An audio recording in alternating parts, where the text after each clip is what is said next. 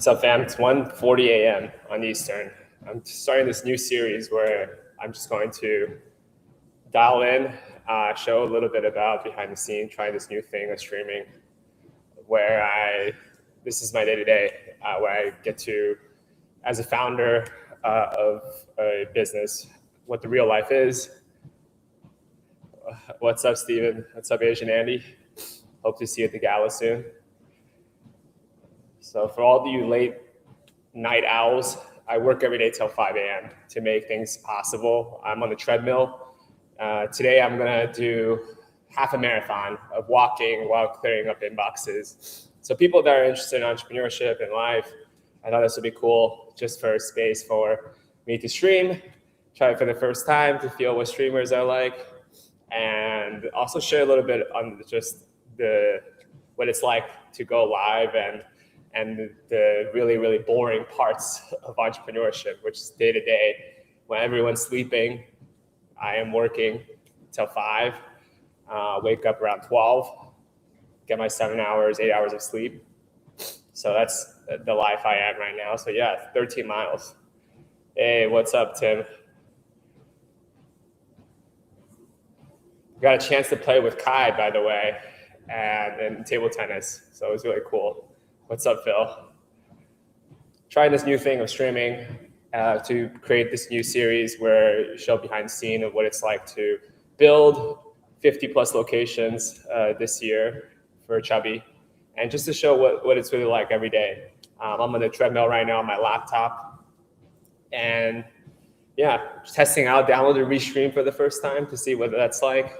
Maybe even open up a Twitch, but really cool to see what's going on here. Let's see how this works.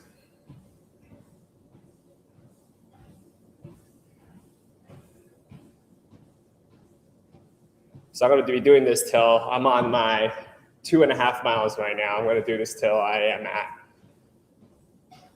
13 miles. Probably finish work at 13 miles. So for those of you that need to work and build and also exercise, this is the way to do it.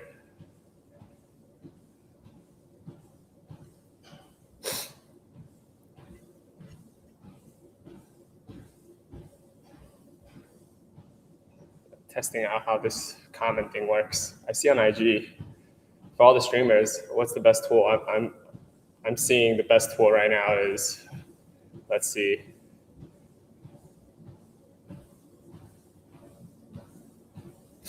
I'm trying out Restream to see how it works.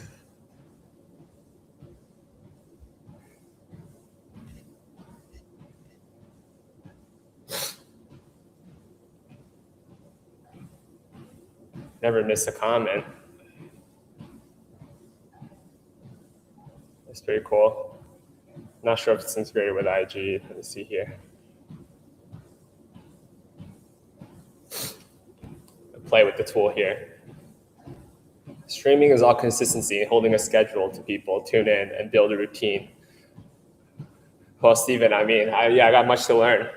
My streaming is less so about for the purpose of streaming, but more so just share the day-to-day, because I do a lot of this actually where I'm just working, and I thought it'd be cool to answer some questions, whether it's from our customers, from our team.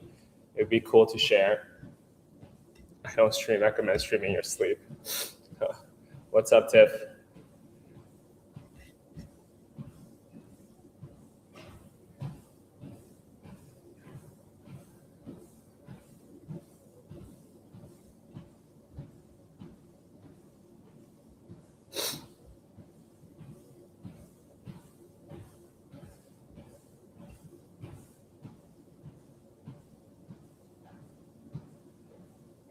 So yeah, feel free to join in as I walk the 12, 13 miles and get work done while I answer some questions. What's the next door? Next door, we got 6 openings planned for the next 45 days. So there's a lot going on. And I will be in LA next. Chubby Mart has been a huge fan favorite for Chubby Club members. We got Wagyu Master Shabu, which has been a partnership with Wagon Master. That's been huge. That opened in Pasadena. And we got Chubby Ton open in New York City. I'm really excited about Chubby Bulls opening in New York City. I'm super pumped about. We got in Houston, Galleria opening. So a lot of new openings that's to come, which is why I work every day to 5 a.m. So this is just it's gonna be a boring vlog for people to put up on the side if they want to listen in to see what it's like on a journey. I've done this for 10 plus years of working every day to this time. And it's just about working. Yes, please let me know.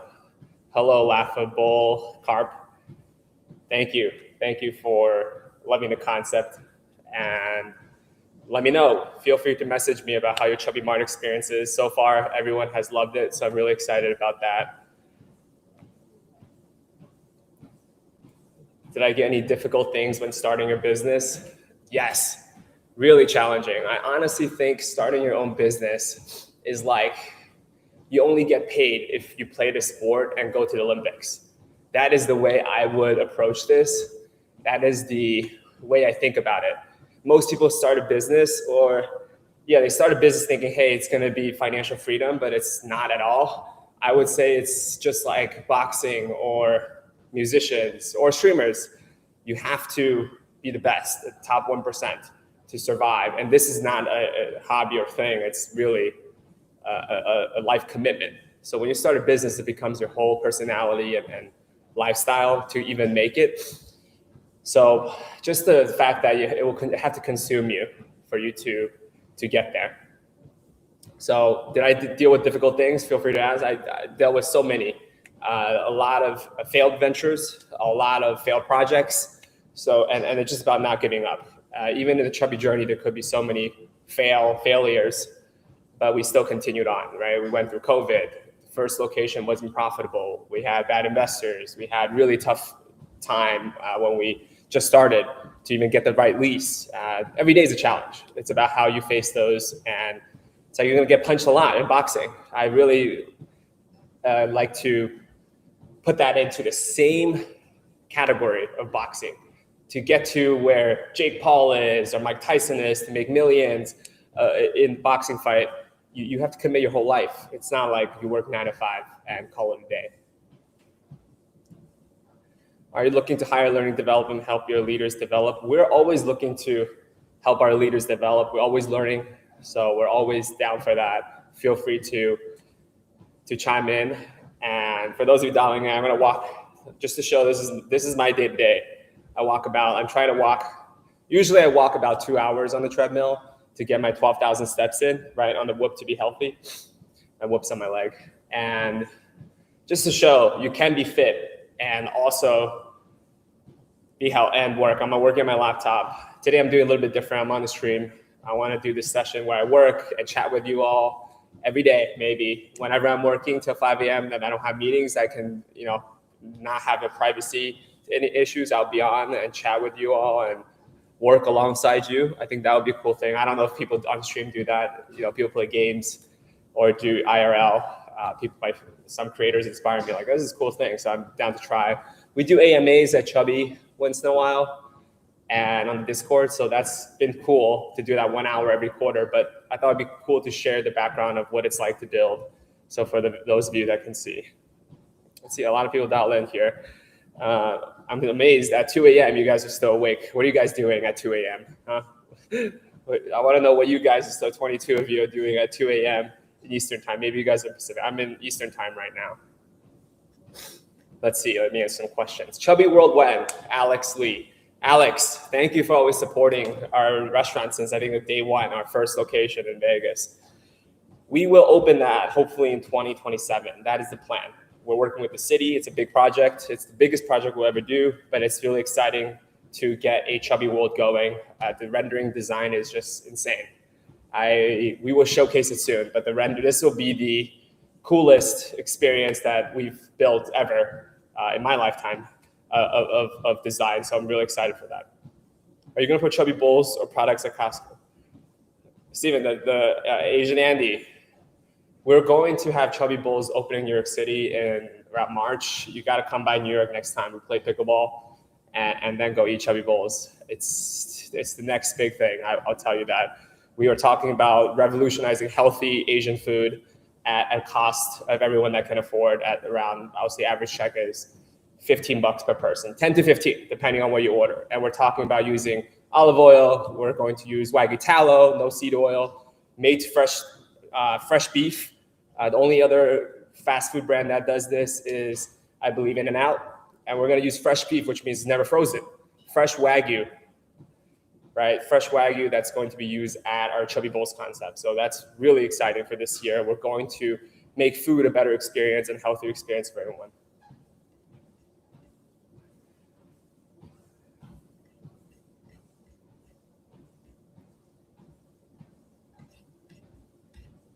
What is the best reservation system? Wow, okay, some food and beverage questions. We use a bunch. We use Yelp, Waitlist. We use Open Table. We tried that. We use 7 Rooms for our fine dining experiences. Well, what I would say is, in order to make sure that the turntable works, we actually do a lot of the waitlist. So on Chubby Club app, we are integrated so that you can actually get on the waitlist. So there's all the tech is great out there. It's a matter of how you optimize them to make sure that you don't have a lot of tables being wasted because of the reservation issues. I think that's the biggest challenge that you have with any system. Although reservations actually slow the turnaround down and will decrease your revenue for the restaurant. So this is something that you gotta take a look at. When is Niku X Miami opening? Hey, June, Lee. Niku X Miami will open sometime this year. So it'll actually be Wagyu Factory. We're gonna showcase that on Discord soon.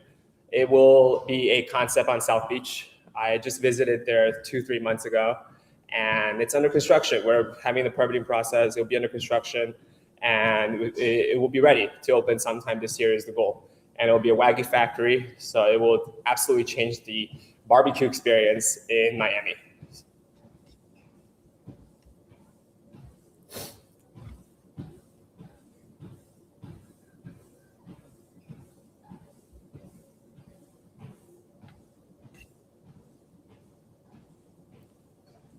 So yeah, leave any questions you want. You have Niku X Miami sounds like we'll do so well. Yeah, Steven, Asian Andy, definitely come visit. And we got to get the pickleball games going and some League of Legends games. Trying to get a PC cafe experience in Chubby Club and pickleball experiences in Chubby Club ecosystem for sure. So you got your food, you got your sports, you got entertainment. To find supply is a challenge for me. What helps you about this aspect?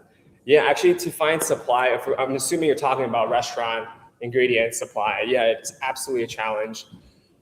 Actually, during COVID, we couldn't find sourceable Wagyu because high quality, consistent Wagyu due to the shipment issues and vendors. It's out of control. And most restaurants, it's out of your control. The supply is out of your control, which is why we vertically integrated. We work directly with ranchers in Japan and Australia and domestic Wagyu ranchers like domestic Wagyu ranchers for our F1 Wagyu in the US. So we work with all these ranchers directly and then buy the full set cattle instead of buying one cut from a vendor. This gives us consistent supply and better cost control, which allows us to pass that savings to the customer. So, but the way to find supply is you have to be at a scale to be able to work with the vendors directly or the ranchers directly. So when you think about building any concepts, you got to make sure that, hey, how am I going to build significant value for the customers?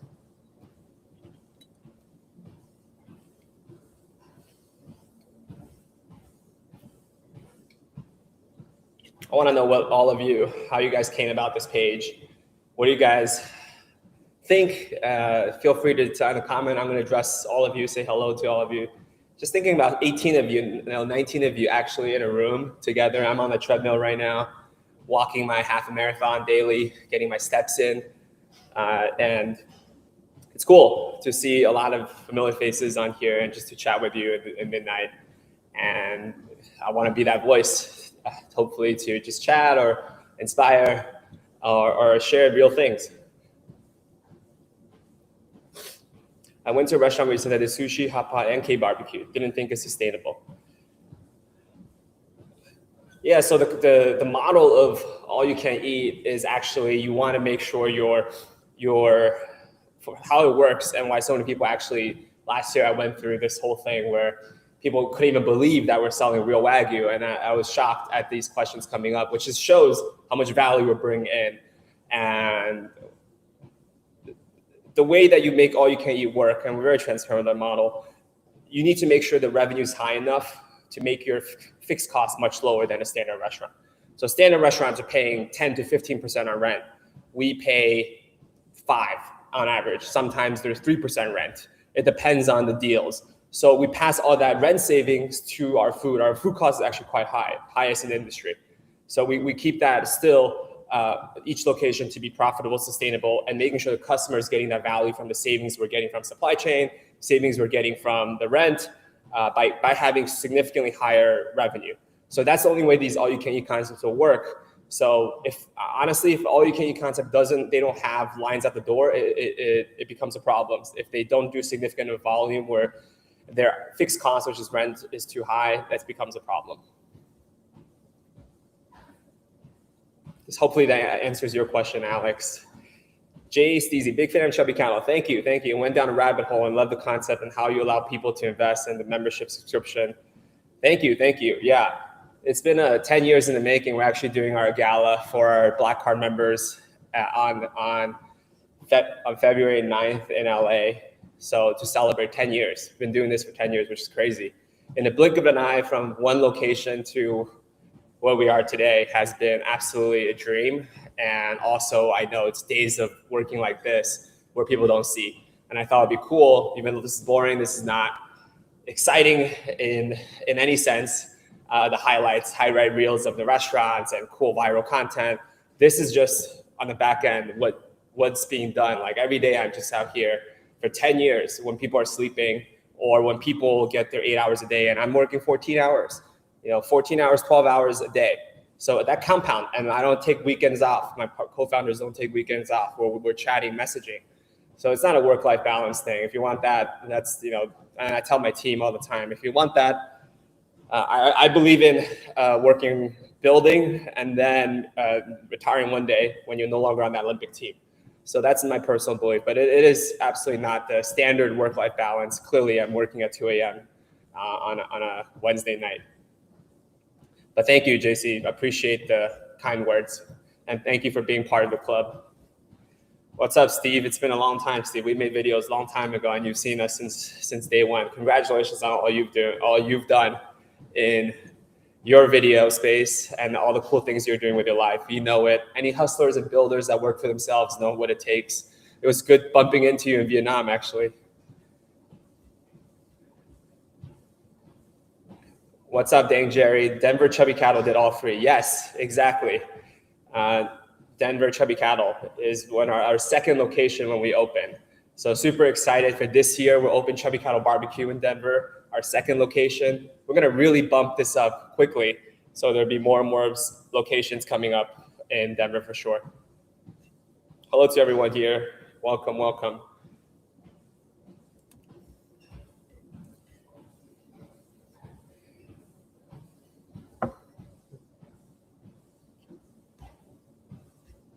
Ooh, I have some YouTube comments here. That's cool.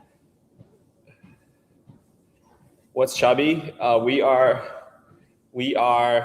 a restaurant ecosystem in the United States mainly right now. We have over 50 locations on our app. Download Chubby Club app. It's free. You can definitely go on and take a look. It's actually pretty crazy that you can stream on YouTube and see YouTube comments here. So that's very cool. Take a look. Download Chubby Club. You can see that. And you can see all of our restaurants. I've been building this for 10 years and starting the stream just to chat, to show the behind the scene what it takes to build the journey of building a $1 billion business, how it takes to build 100 restaurant locations. And it's really just behind this. For me, obviously you need a whole team, but my job requires 80 hours a week and work over the past 10 years.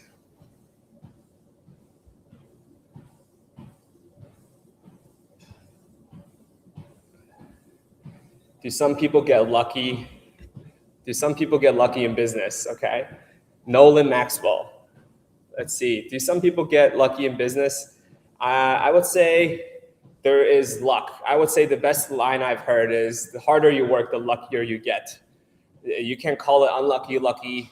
If you go through life looking for luck, I think it's just a poor outlook. I actually tell people that if someone wins a lottery, and the biggest lottery, the biggest luck is being healthy and having opportunities, I think is the most important thing. It's actually not being given $1 million, $100 million, whatever it is, as a lottery winner, because it actually deviates. What we look for as humans for that joy is actually the growth.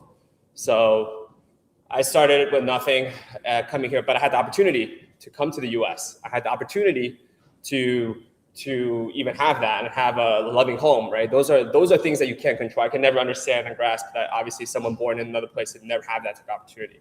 But as humans, I think we have to, wherever you're born, wherever you're at, you do the best that you can and you grow. That is the key. It's the growth that makes us happy. So, and the envy of others and comparing with others is what makes us unhappy. So growth doesn't have to be monetary. Growth can be being more fit, getting healthier.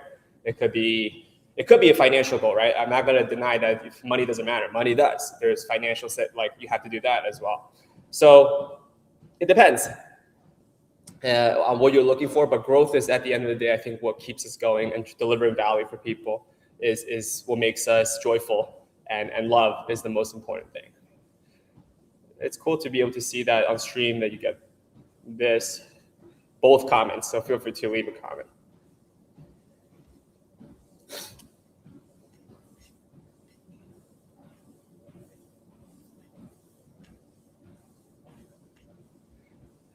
Thank you, Asian, and thank you for actually being one of the Black Card holders to join us, to be part of the movement for lifetime membership. When we just started, I think we at the time when we had 12 locations. So fast forward 2 years, we're at 50 plus locations. So really cool to see on the customer's perspective, a loyal customer is probably our MVP customer, to see what it's like and how we've grown alongside with you and sharing more experiences with you. Will I take Chubby public eventually? I don't focus too much on, we can. I think that when the model, the business is good enough, I focus on how do I deliver more value to the customers. That's my job.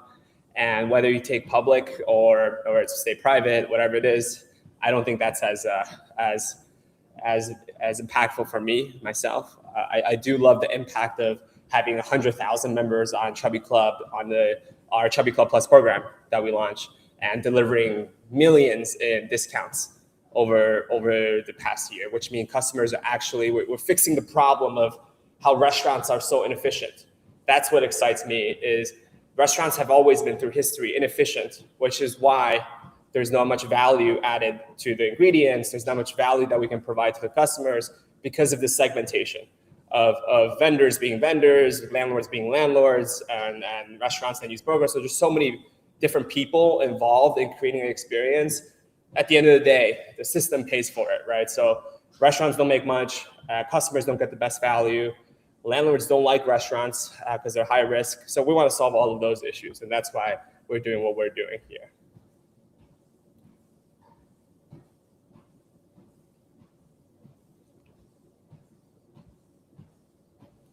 Yeah, when we launched the lifetime membership, and I think we only had 8 restaurants, and we're trying to open to 12. So it was really cool. It's been cool for sure to see that. And now we're at 55.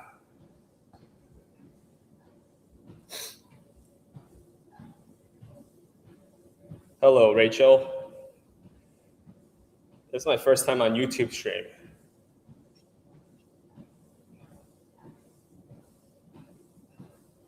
Yeah, for those of you dialing in, we're just walking. What miles are we on? We're on 3 miles. So 10 more miles of just working alongside with me. I'll be working and answering some questions. Super chill, super boring, quote unquote boring, but that's what it's the behind the scenes like.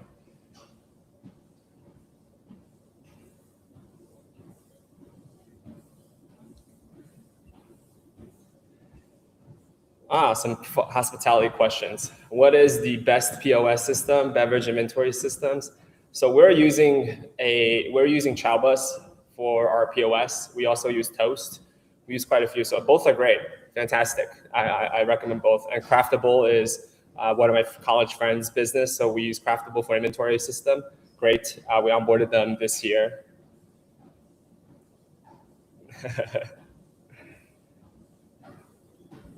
Guys keep asking questions to force him to talk and get tired.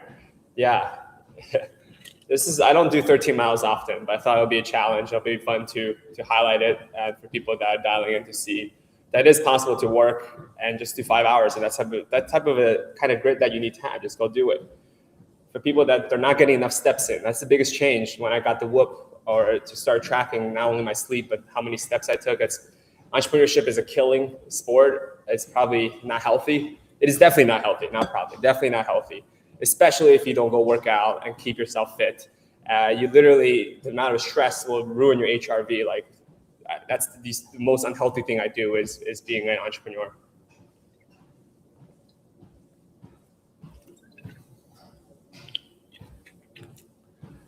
What are you guys doing here at 2 a.m.?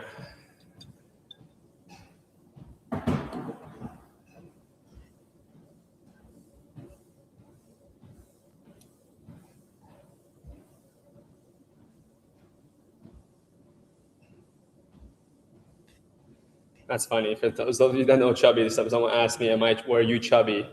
Is that why you built a business called Chubby? No, no, I don't think I was actually physically chubby, but I think we call it chubby.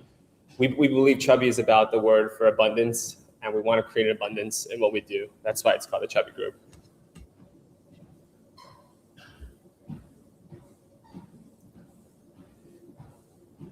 Rihanna, nice meeting you.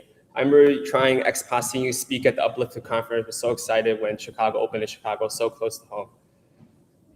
Thank you, Liana. Yes, we thank you for coming out to the Uplifted conference. That was really cool. I remember that. And thank you for liking XPOD. We actually, talking about Chicago, if that's your home, we're actually going to be opening up Chubby Skewers later this month in Chinatown, Chicago. That'll be our third location. Then sometime between this month and next month, we'll open up in Woodfield in Schaumburg, which is also next month. And that's also close to Chicago, our Chubby Cattle barbecue experience there. So more to come in the area of Chicago. Yeah, Toast is fantastic. In terms of software-wise, I think it's fantastic.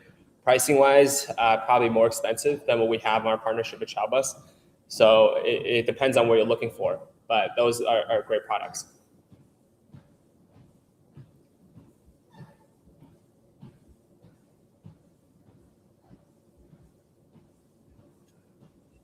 New question. Would you consider to IPO Chubby Group? Again, I don't focus on what the financing strategy is. More so, I focus on how do I deliver more value to customers and how to impact more people and bring more value to the person's life. For IPO-wise, it could be a plan down the line. It could be. We could stay private. It depends on how the market goes for that. But in terms of the financing side, not saying it's not important. It's important for investors, obviously. We just we don't have a plan yet. We want to build to 1,000 locations, that's for sure. Whether we go the plan of IPO or private funding, it depends. So we will continue to offer that. But we do have some cool programs coming out, actually, with some crowdfunding campaigns for investors. So that will launch soon. We'll share that on our social media and Discord. It's a big partnership. And we do want to get our customers involved in building this with us with SEC regulation. So that's something that we are working on. Yeah, feel free to ask any questions you guys like. I want to know what you guys are doing at 2 a.m. I am trying to walk this 13 miles while working and being there. So you guys just to see what the back end of a entrepreneur is like. We're always recruiting talent. Laughable Carp, we're always recruiting talent. Feel free to message our team, DM us, email us, walk into one of the stores. We are opening 50 locations, so we're constantly recruiting 50 locations this year alone. So we're constantly recruiting talent in every single level, from tech to operations to construction to supply chain. So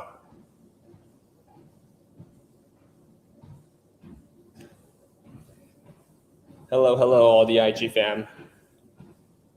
Good to see you at 2 a.m. New York time here.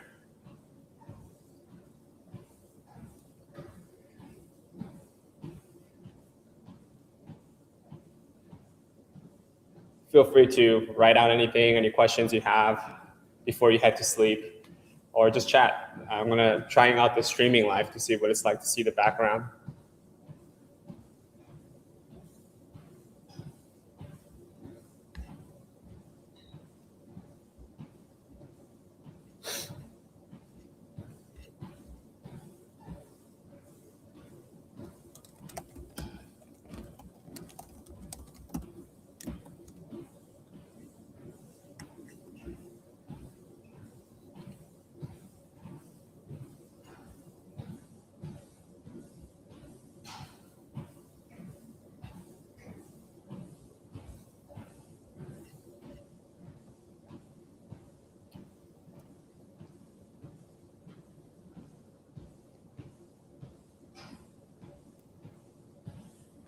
What's up, Jerry?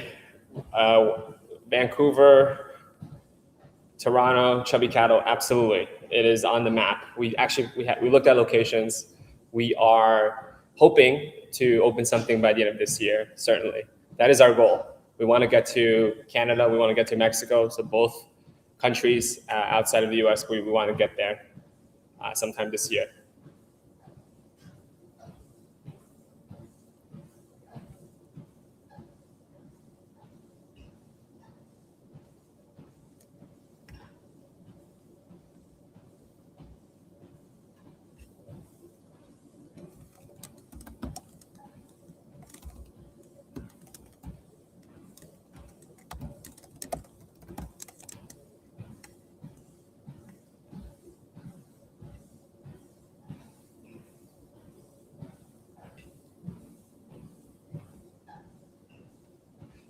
Any New Year's resolution or top goals for this year? Yeah, for life-wise, I want to be healthier. As you can see, we're taking more steps, working steps. I want to make sure we fulfill the goals of opening up all these locations, adding more members to Chubby Club, joining the family. So a lot of goals. But at the end of the day, I want to say, count the blessing and appreciate the people that have supported us over the past 10 years as we celebrate the 10-year celebration. And maybe do more streams and try it out to see what it's like to just be on stream.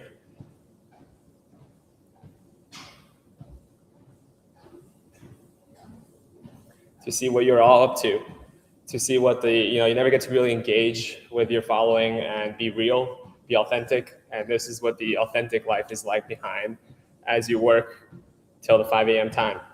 To do a lot of people, when I see you, they ask questions, and this is a way, hopefully massively engage and interact with people that supported our brands and supported the ecosystem and just love the experience. And I want to hear from you guys and take these times on whatever you guys are doing.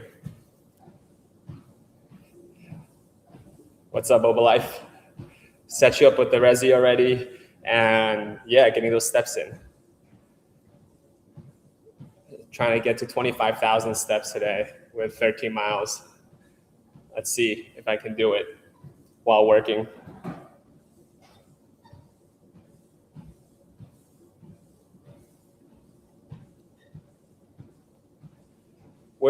Okay, Jenny, hello, new question. Where do you see Chubby Group in 5-10 years, especially with AI? How would you incorporate in the business operation, deliver value to your customers? Yeah, fantastic. I think in Chubby sense, we'll have over 1,000 locations in the next 5 to 10 years. And we will be delivering way better value for the food that we're currently getting, especially in the Asian food space where it's segmented, competitive, but we're not getting more value to the customers due to that segmentation and lack of vertical integration.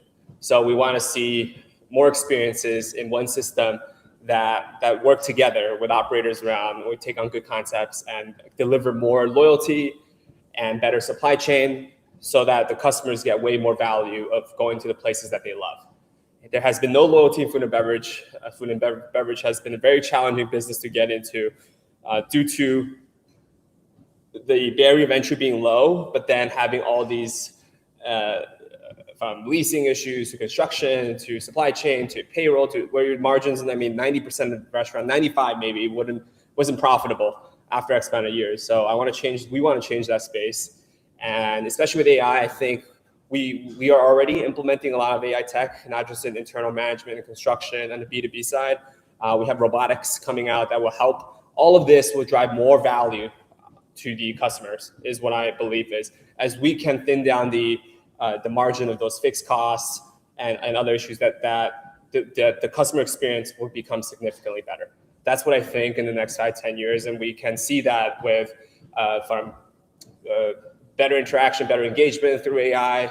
We're using these tools so that customers can reach teams faster and get their reservations, experiences faster, and that's something that we want to settle down and be able to get that done in the next 5-10 years. And I think this is coming, and it's been here, and we will continue to be on the leader in that front and deliver more value to the customers.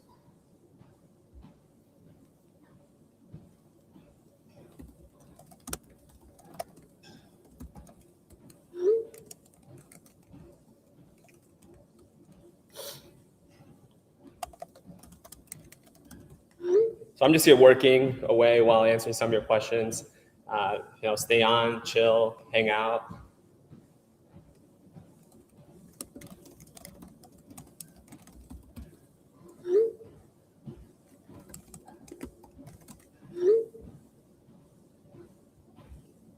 I want to know what you guys are all doing.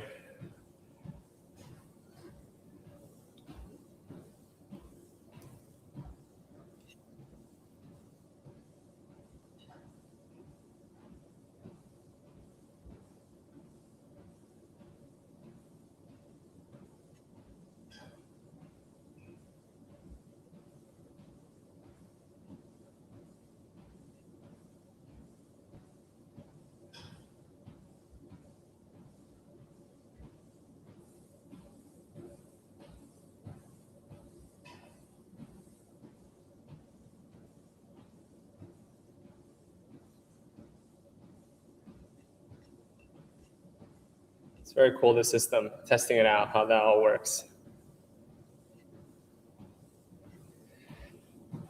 Workaholic, how have tariffs impacted your business?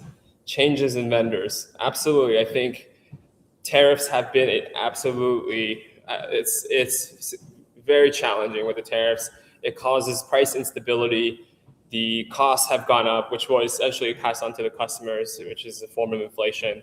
And that goes in imported Wagyu from Japan, but they removed that. So that was good. And it just creates instability. So it makes it harder to control the supply chain. But I think it's calmed down a bit, and it helps. In terms of construction materials, it significantly increased the cost to build out. So as businesses gets more expensive here, financing gets more expensive, customers will have to pay the price on that. And it absolutely affects the overall economy as an operator here in the US. So which ERP do you use to manage all your entities? We have Sage for accounting. We use QuickBooks for a while during the beginning phases for that. And Craftable is inventory software we use. So a lot of tools, a lot of ERP system that it's a whole tech stack that we can go over. How has Chubby, Liana, hello. How has Chubby changed the way you approach marketing as you've scaled?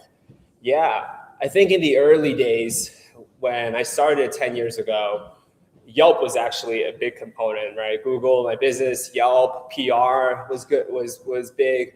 And now the channels have changed into Instagram, into TikTok. I recently learned about Belly. So all these new tools that come out, what doesn't change is consistent, is that the product has to be phenomenal. So the way I approach marketing now is of course, our marketing team will focus on customer acquisition, customer retention, but the main thing, the most important thing in any business, I do believe, is what value proposition you're offering. What is the product market fit? And if a product is good, the marketing comes secondary. The marketing channels, the strategies come secondary for long-term scale, okay? I'm talking about if you're building Tesla, if you're building a business that's you're looking to build and scale, and not just a quick, you sell a product for X amount and be a fad. I'm talking about long-term product building or service building. Your service or your product has to be phenomenal. Then the marketing, you look at customer acquisition cost, you look at referral campaigns is one of the best ways for organic reach. And in order to have these organic reach, your product, again, has to be phenomenal. So this is what I mean when you have to really, at the end of the day, showcase the best product, and that is the best strategy for marketing.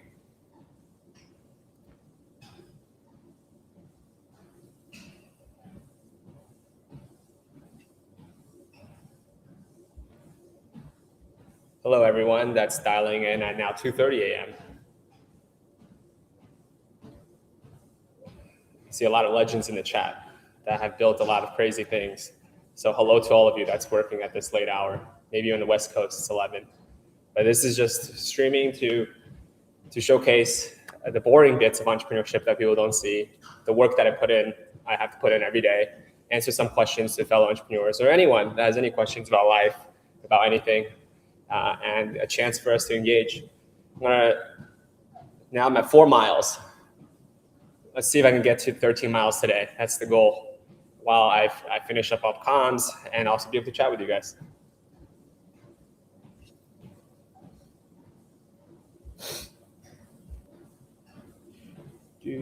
Do.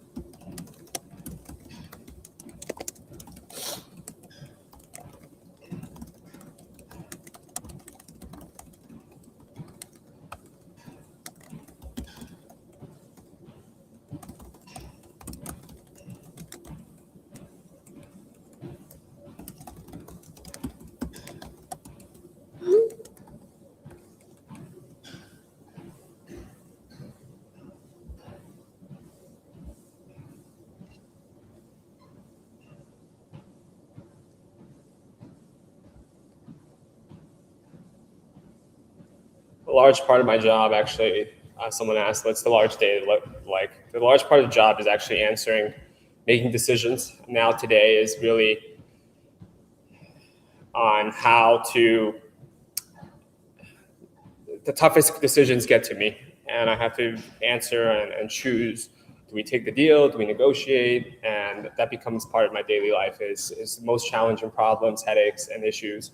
And that gets flow up, that general managers can resolve, management team can resolve. Then we figure out what's the best tool, best strategies to take place. So versus in the beginning, it's more about hey, there's an issue with this AC that had a problem in the restaurant. We got to fix that. Hey, in the digital marketing service, hey, there's a client that's unhappy. I got to call them. So you continue to recruit as you build talent that can take on these. But we work together to create better solutions. So it's really a team sport here and have different roles.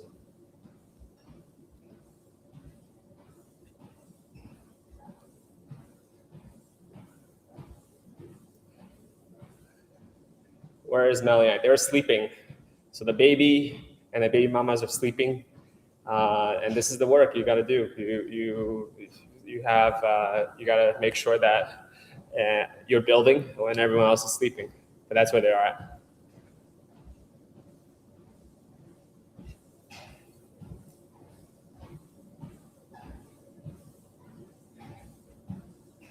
Neighbor hustler. Discipline is inspiring. Yes, discipline is inspiring. It is crazy. It is psychotic.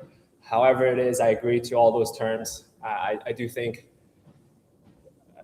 it's maybe probably the not most balanced life, but it is certainly what becoming a change, a mover or shaker in the world, or if you're here to entertain. I compare this to being a top athlete. It's the same, and it is what that takes. Not saying that is the role model of life to approach, but I do think having a certain level of grit and growth is important. But to be an entrepreneur at a scale that you want to be is actually quite not balanced for sure.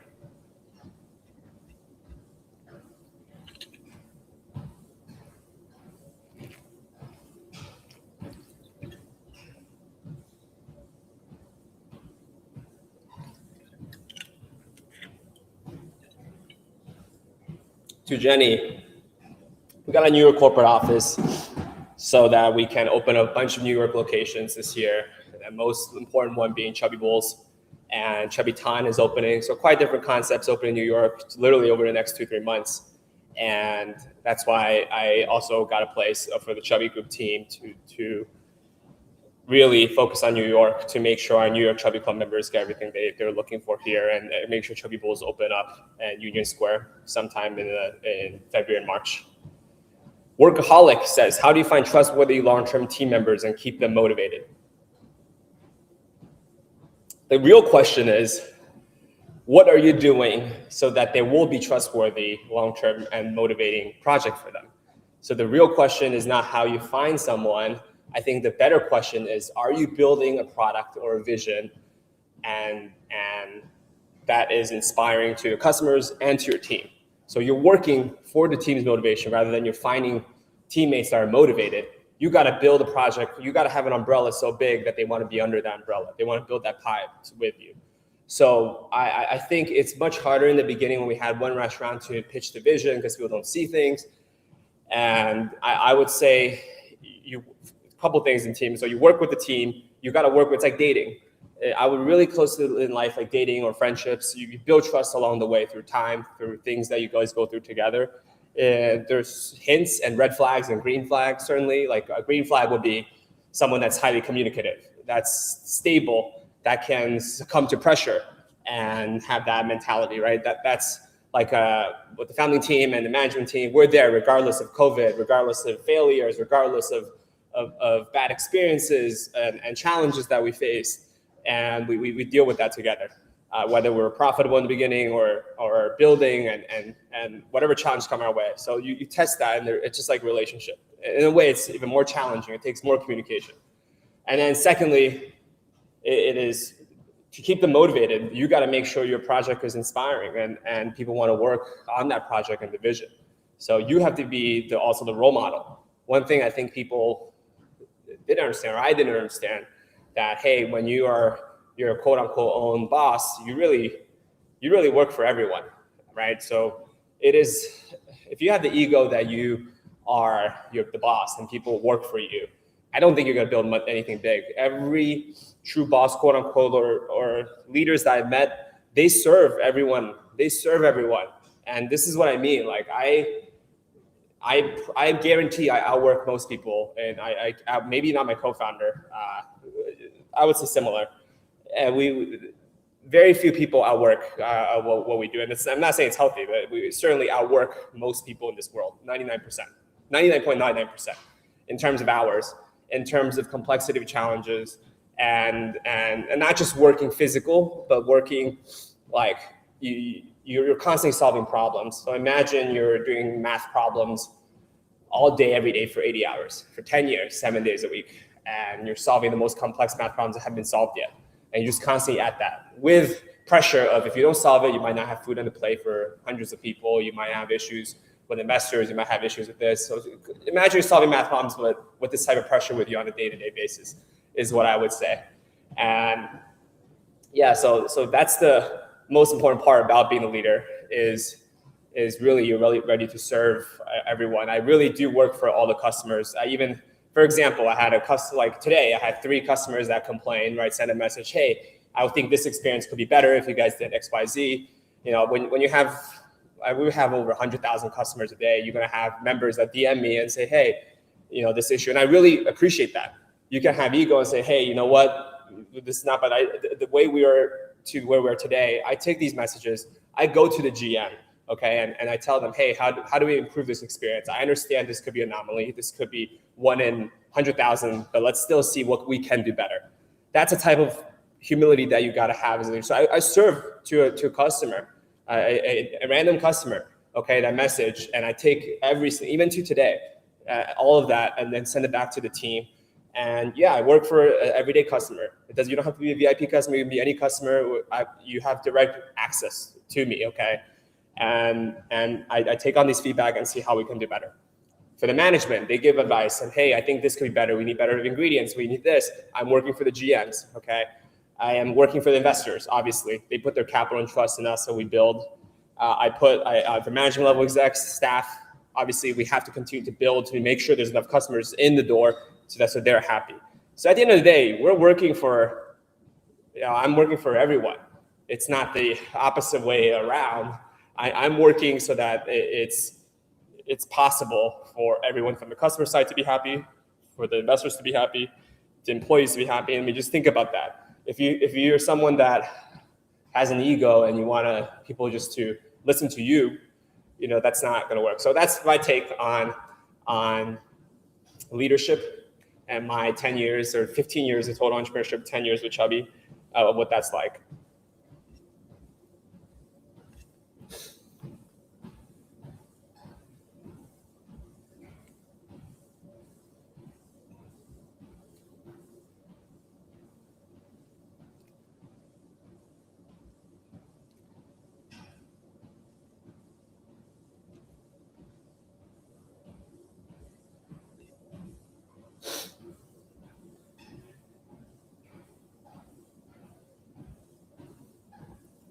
Lulu Nat NAAZ. Since you have NHP memberships, will you be accepting cryptos of Bitcoin in your business, and how to directly invest and support Chubby Group?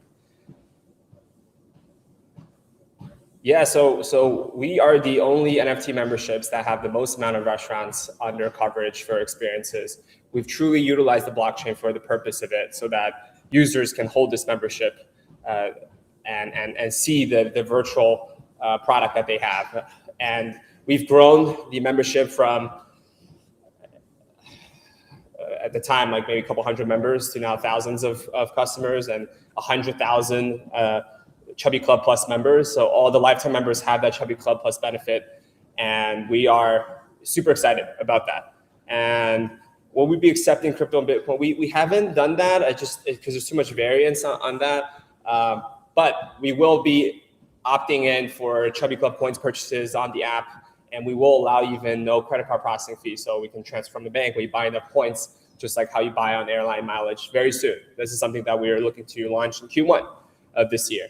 So we will have actually more benefits and perks when you purchase with the app. So we will save a lot of the cost on the processing side when we can just pay directly from the bank and save the customers another 2-3%, right? That 2-3% is a huge, huge margin for the product in terms of quality experience that we can give to the customers.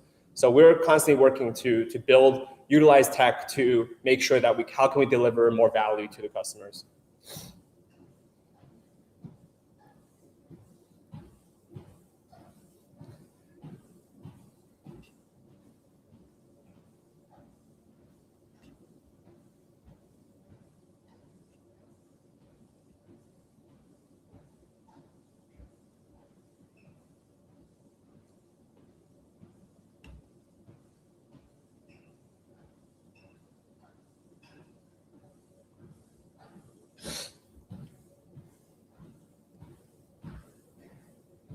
Yeah, for all of you tuning in at late night in your time, I'm just here walking I'm on my 4.5 miles, so it's about 8.5 more miles to go. Wanted to just chat with you and engage and spend this time while I'm working. This is my day to day, just to show the back end and actually interact with you guys, answer questions. So shoot anything you want, literally anything as you dial in, okay?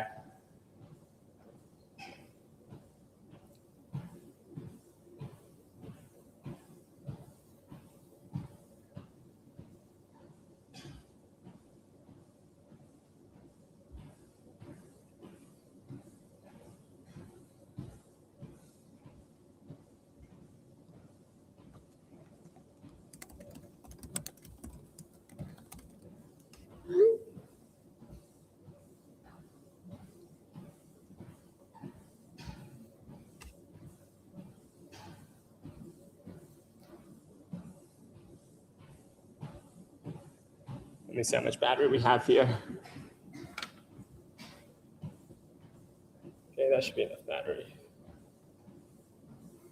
So literally, as you can see here, I am at 4.5 miles, okay?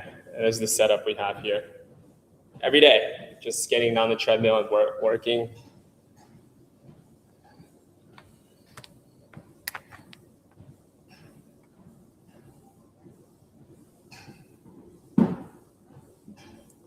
Let's see if we can see.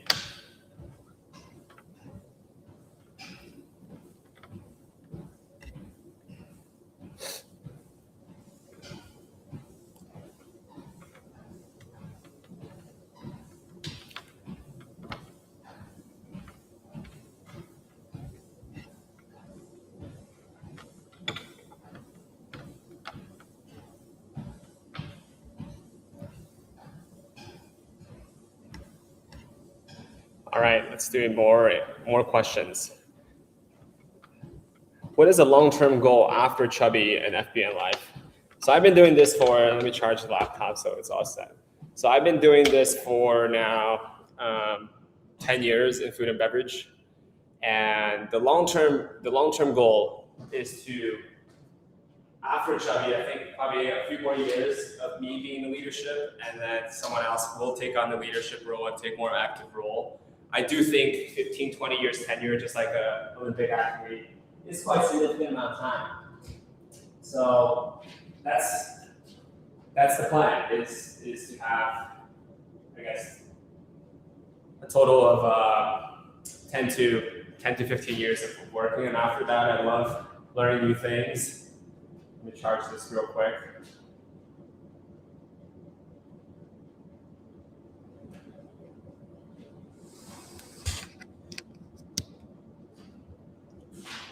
Let's see if it works.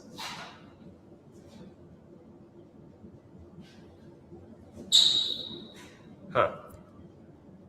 1 second, guys. There we go. Not sure if you can see me now. Let's see. Different angle. So you can see this angle.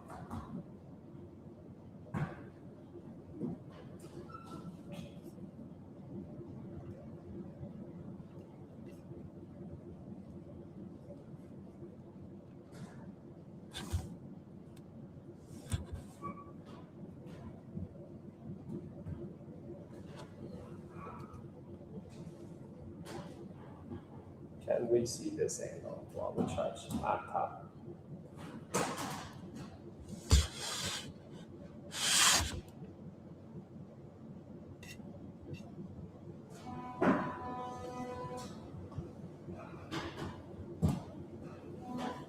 It's not good.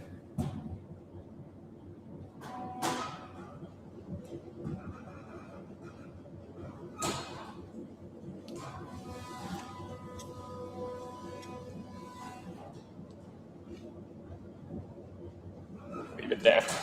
Hope you can see. Let's continue walking here. I'll move over a little bit as we charge the laptop a little bit. All right, let me answer some questions. Let's see.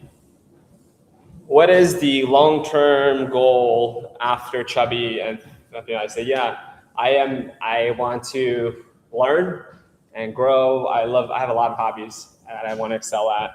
So long-term goal and figuring out how to continue to deliver value to people for sure. Get people together. I love to learn new skill set. And I think that's how I got into entrepreneurship, is I want to learn how to build new skills. So certainly that'll be the life after Chubby and FMB life. But Chubby will continue to grow. So that means I will most likely be involved in that and also investing in the future.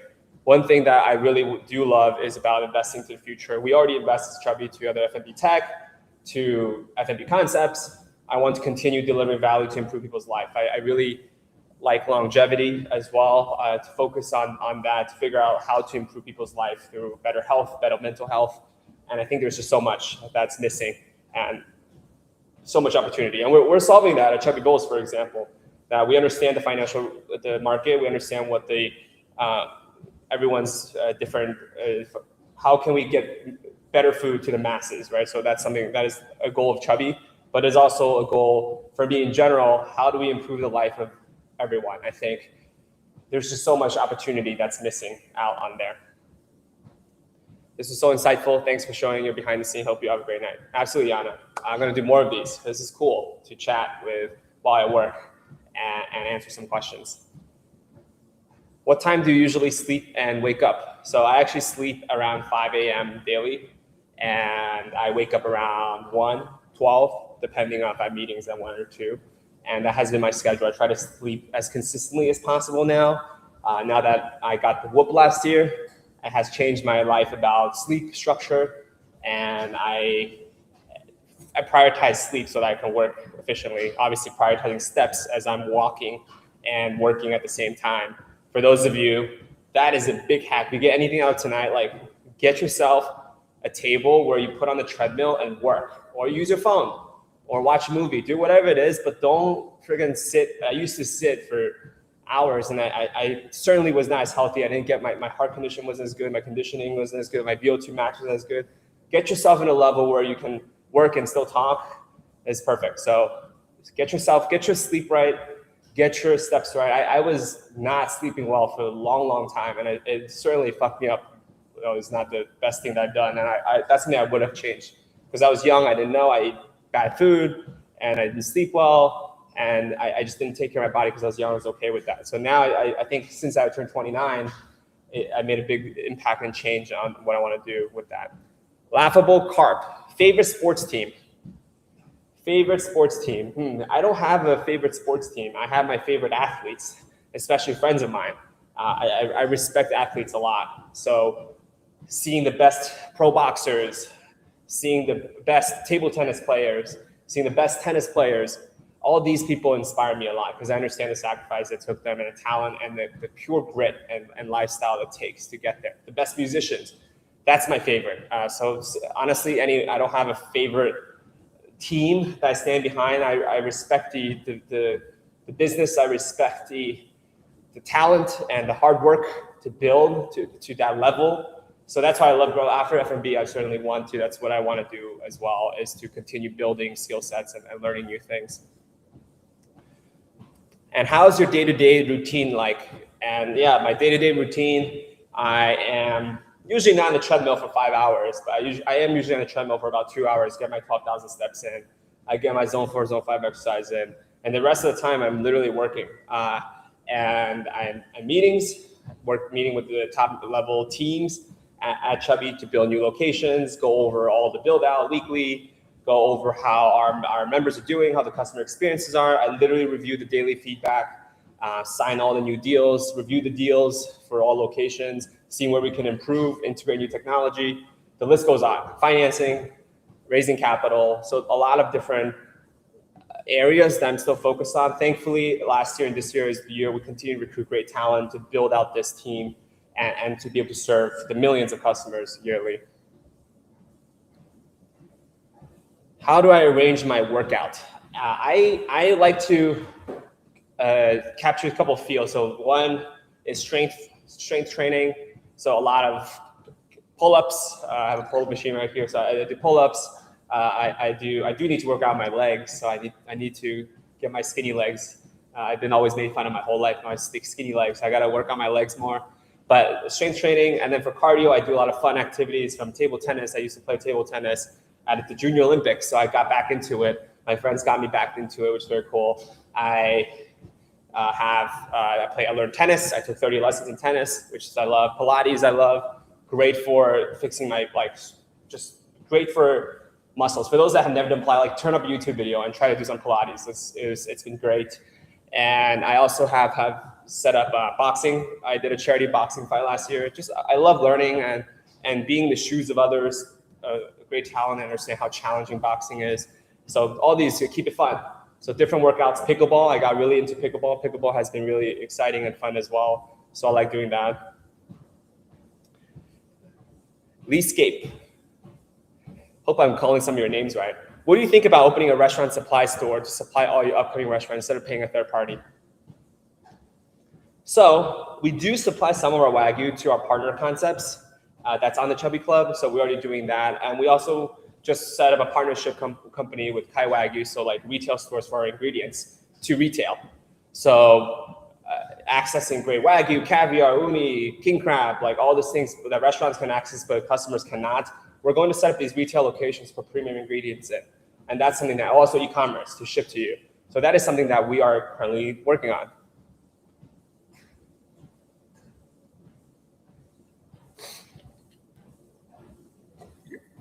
Yes, workaholic. So what I mean is actually you buy a table and put it on the treadmill of a gym. Okay, like you can do that. Like this table you can buy on Amazon for like, I don't know, I'm guessing like $70, $80, and you just put it on the treadmill and bring your phone. Like you can literally like text on your phone like this, right? I'm on my laptop right now. You can put your laptop there and just tune in. So like, you know, if you have work, go to the gym and put this is like a huge hack for my health. So get your steps in. And you can do the same amount of work. In fact, you actually have better meetings because you're walking. I don't even want to do sitting down meetings with anyone anymore. Like I tell people like, hey, I got to be on the walk. So like if I don't want to do a sit down meeting with me, I just, hey, let's go for a walk because it's healthier. Your brain is activated. I feel better. And you just in a better mood when you're just sitting all day and not doing that. So whatever you can do on the treadmill, if you want to watch a show, you want to have a meeting, start doing it that way if you can. If your team allows you, and you should convince your team to let you do that.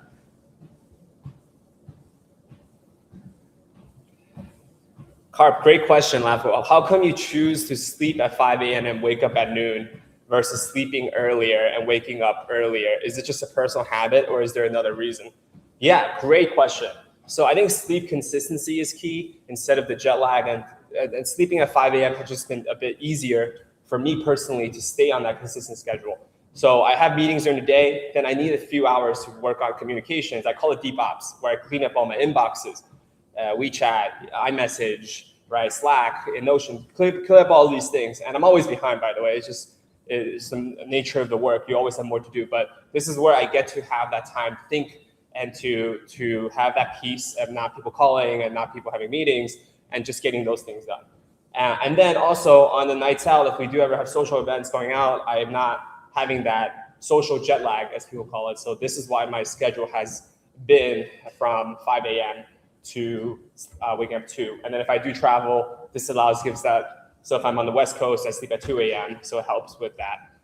The only challenge with this is I'm not getting as much sun, which could be a good thing and bad thing.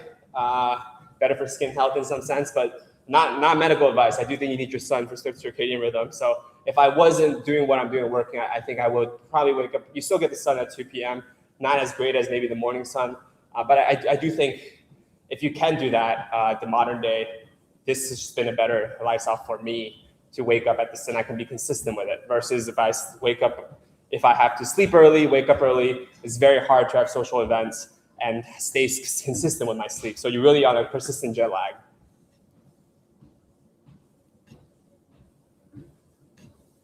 What is your opinion on fast food industry, seed oil, nonstick, the fact that so many restaurants has them? Has Chubby considered changing the game in terms of health in the food? What's up, Aldi? Great question. Yeah, so I'm excited to launch our Chubby Bowls, which is on the category of fast food in terms of pricing, but we're going to use olive oil, we're going to use Wagyu tallow, and offer up better ingredients and better access. Never frozen meat, fresh Wagyu, so just refrigerated Wagyu, shipped in, and same as In-N-Out. So we will be one of the first to do that for Asian fast casual experiences, and absolutely, Chubby is in the front facing forward, getting that too. And this is the thing. We're already working on premium ingredients, right? We're accessing premium ingredients, the best cut of Wagyu, the best cut of beef, caviar, uni, available at our restaurants at a good value, better than Costco. We just opened Chubby Mart, so definitely go see like live seafood, all these fresh, not processed food at supermarket price, but you can have the restaurant experience. We're all about changing the game and bring value to customers in ways that's never done before. So if you're in LA, go check out Chubby Mart. You definitely want to do that because that's something that's been a huge hit for sure in terms of experience. Neighbor hustler, just pay attention to vitamin D. Hell yeah. Yes.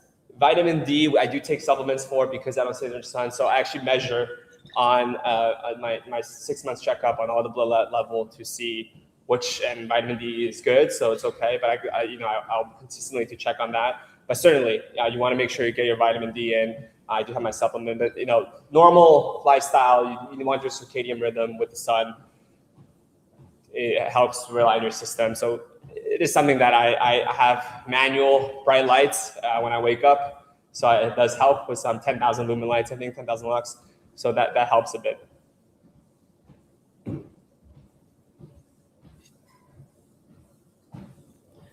Yeah, chat, feel free to say anything you want in there.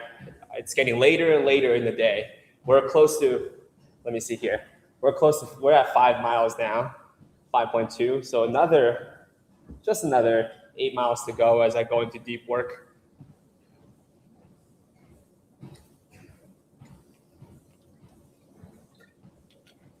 Feel free to say hello, see what you guys are up to at 3 a.m. in the morning. See what the behind the scene is like. I'm really enjoying this for all of you that tune in. I really do enjoy chatting with you all today and having these conversations for even, I don't know how long it has been, 2 hours. Feels like 2 hours. Let's see. Yeah, only about an hour. And we got done 1.5 hours. We got done 5 miles. It's fantastic.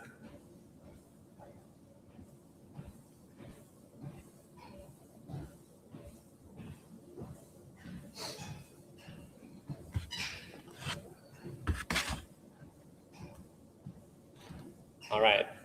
So anything you want to chat about, questions, feel free to just add on, and I'll be here to answer any questions that you have.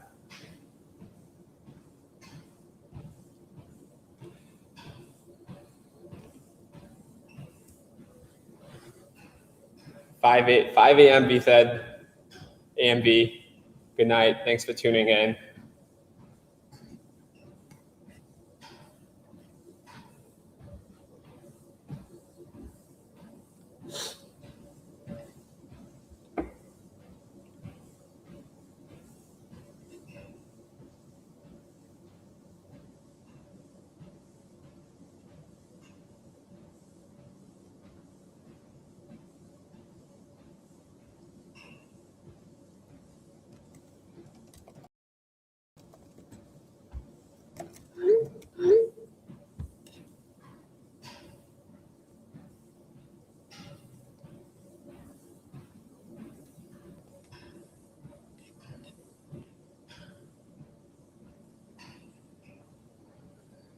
Neighbor hustler, any difference in the entrepreneurship journey after becoming a father?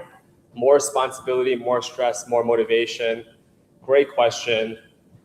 I think being a parent has been an underrated experience. Before being a father and becoming a father, I would say parenthood is an underrated experience.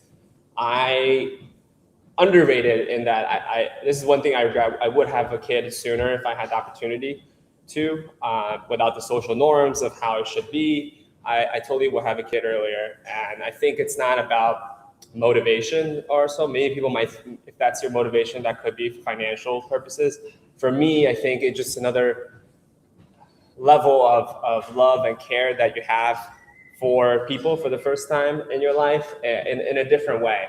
So it's almost like if you have never dated before, right? And you say, hey, how is it like after having a girlfriend or having your first date or first love? So I think this is something that's different and another human experience that I think one should experience. I honestly would have earlier.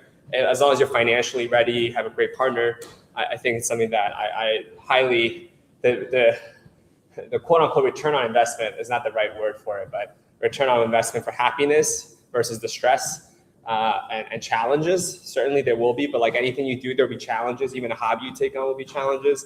I think those are the things that you should definitely think about. But for me, I would have had Eiley or kids earlier for sure.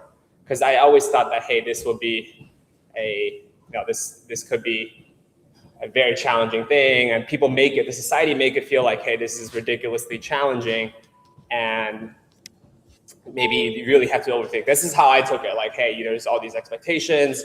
You got to have weddings, then you got to have this, then you have the kids. There's all these steps that I just realized you really, you can think about what you want to do rather than what the society tells you to do. And my experience has been uh, very positive for sure.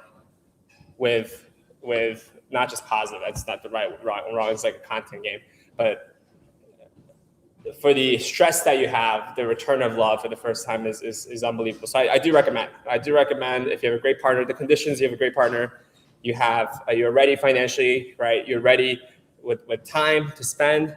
So definitely great planning is involved for the child. And uh, in terms for my work, I would say it doesn't impact my work, but certainly it makes me want to spend more time with them and more time with family and with my own parents. So these are the things that do come to my mind.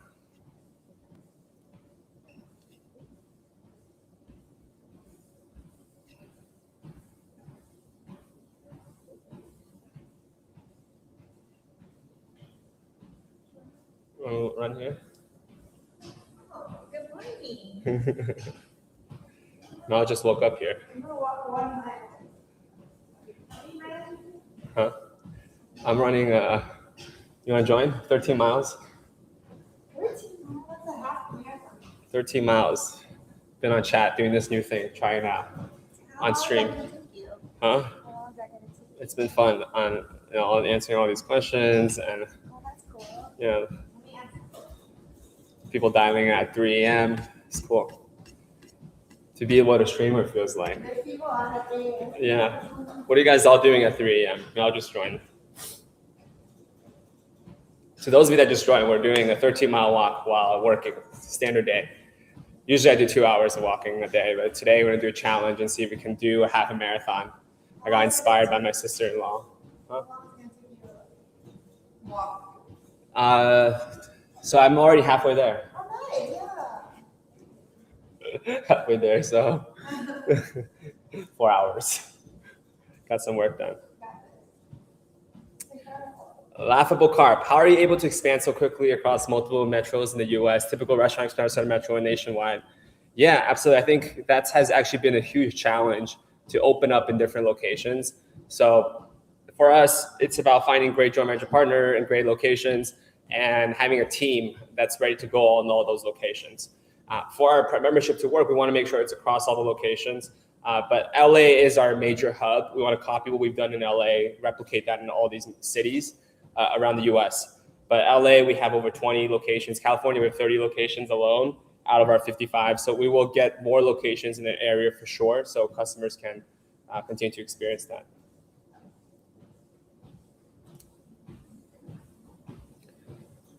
Boba Bliss, hello, hello.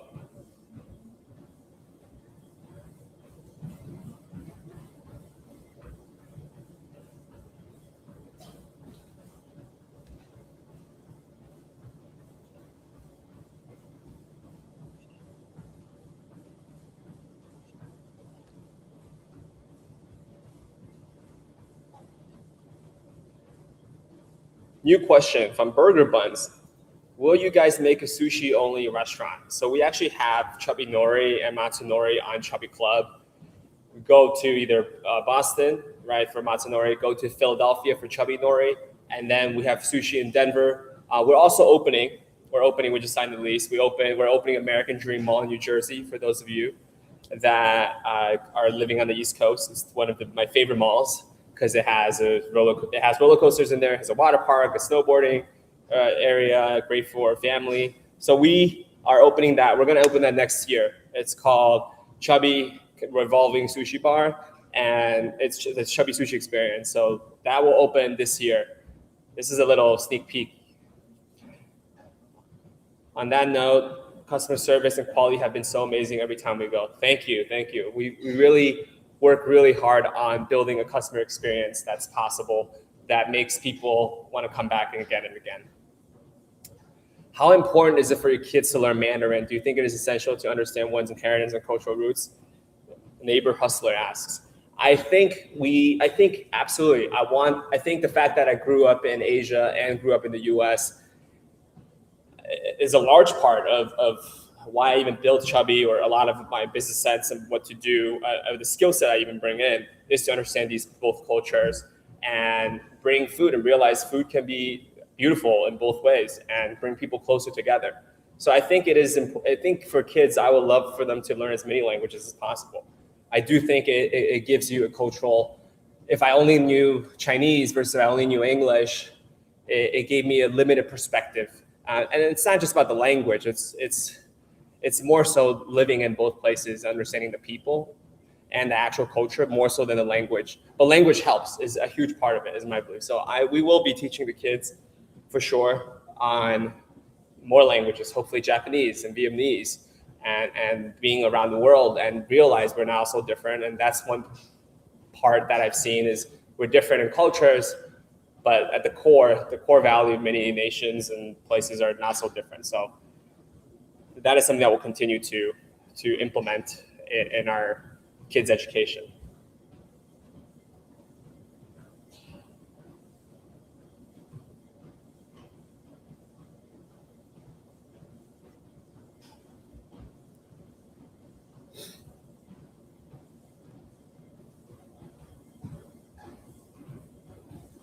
For all those of you joining at 3 a.m., we're just doing a session, 13 miles, we're almost there. 6 miles, we have 6 more miles to go. And this is what it's like to be an entrepreneur, just working on the computer every day, 80 hours a week for the past 10 years to get to where it is. What's up, Oak? Been a long time. Hope to see you soon in Thailand or in Vegas, wherever you are. Boba Bliss, thank you, and thank you for supporting us. Really appreciate that. This is the biggest motivation for what we do is to see happy customers, happy feedback for all the restaurant experiences. That's why we are so eager to build 50 locations this year, so that more people get to experience and bring their loved ones together at our restaurants and entertainment lounges and experiences.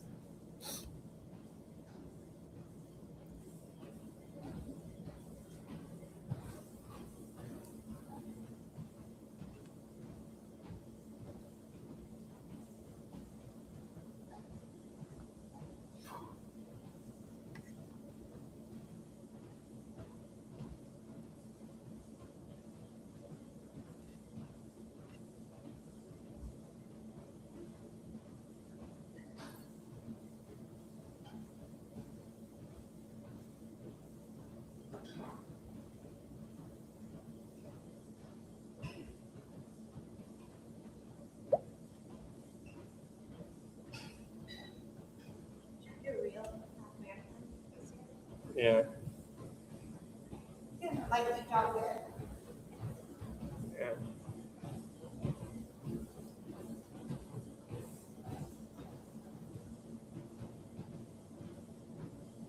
Laughable Carp, yeah, thank you for tuning in. Have a good night. Yes, let me know how your Chubby Mart experience is. Send me a message after.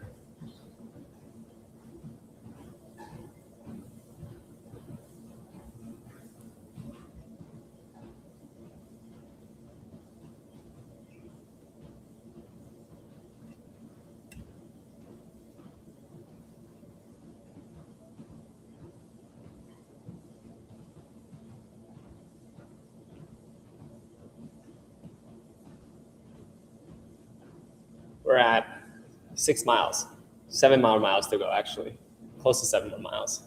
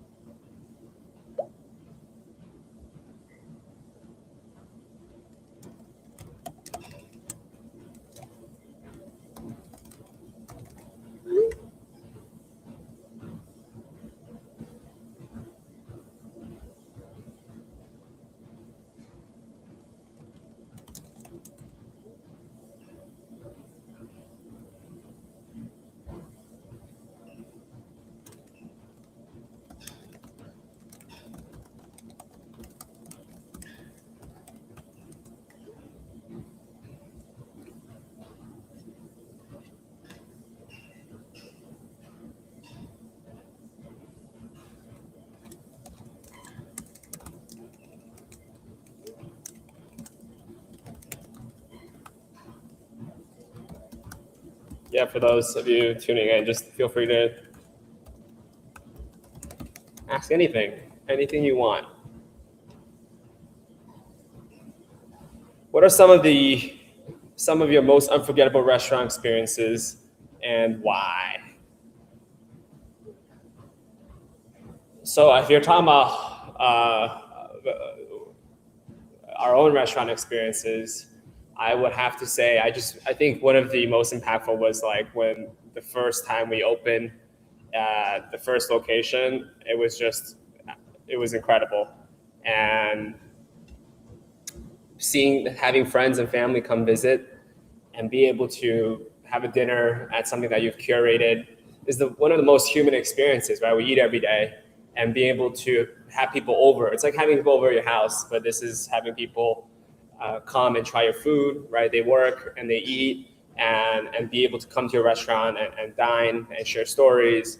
That is honestly, it's every day, but it's just, I remember remembering that we weren't even profitable then, but we just created the first Chubby Cattle Vegas, and having people come eat and seeing the smiles. That was certainly the biggest high that you can get in entrepreneurship, is seeing people's feedback on that.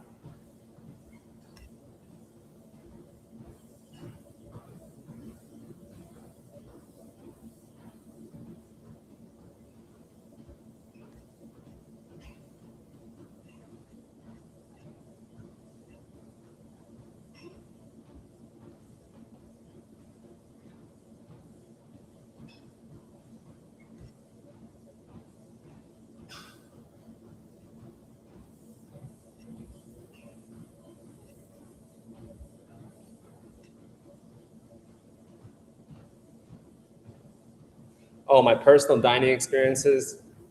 I have some of my favorite restaurants outside of where we're at, certainly, and different cities.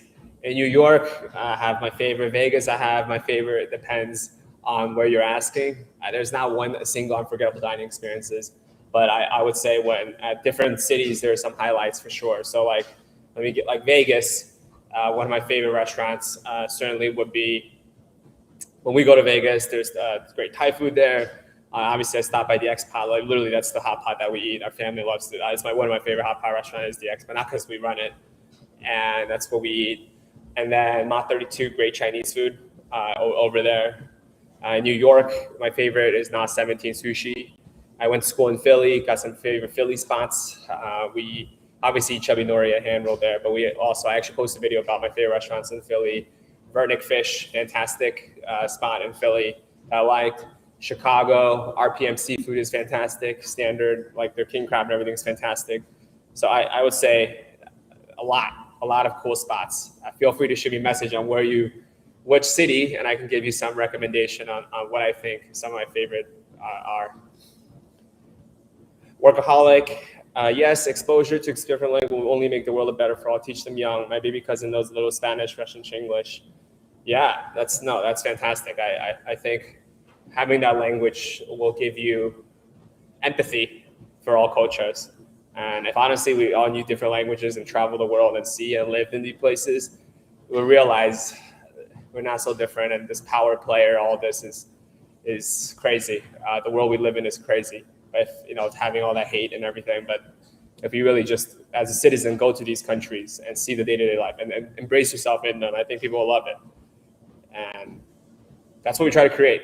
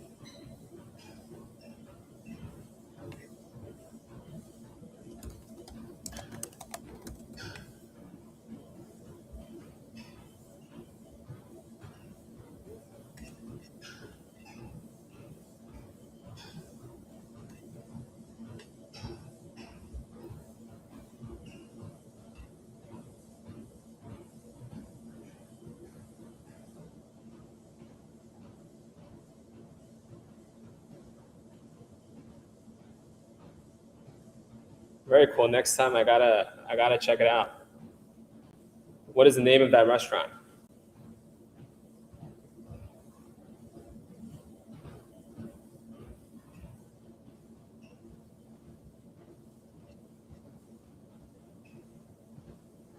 What you want your last meal? Good question. I would say a home meal is probably the best meal to have as your last meal.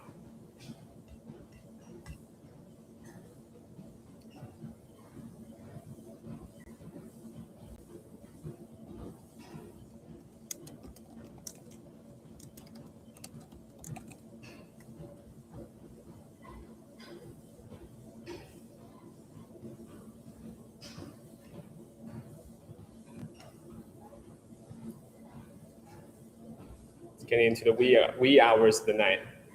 3 a.m. now.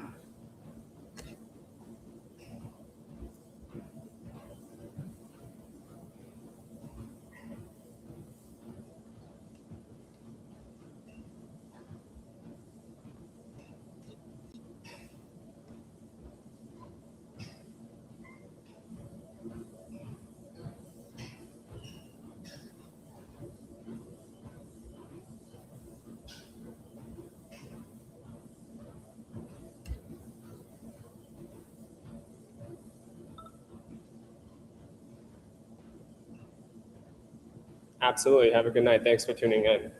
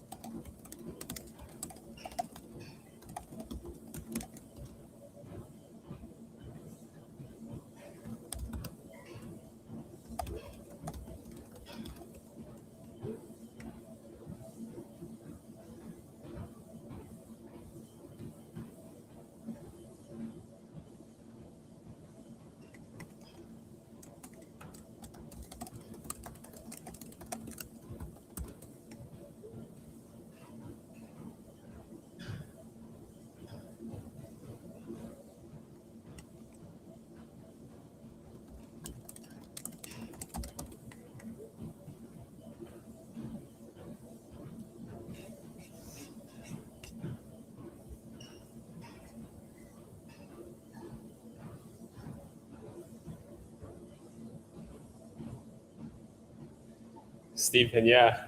There's a we can there's if you have the grit, you can get it down. You can get it down. It's all about habits. I mean, Vincent did, right? Vincent inspired me. His whole journey was really inspiring of him cutting weight, working out, running, putting the miles. It's just a calorie deficit game.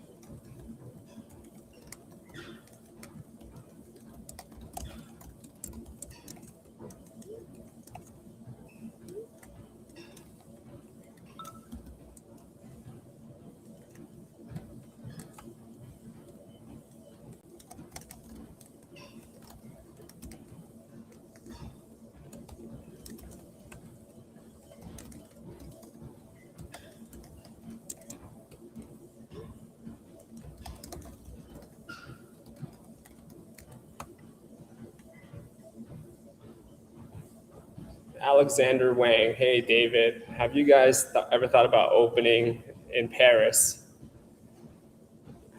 Yes, we want to open up in as many in Europe as possible. We're going to start with North America first this year, in Canada and the US, but we will want to get to Europe certainly with our concepts, and for Chubby Club members when they're traveling, and also Chubby Club members locally in Europe.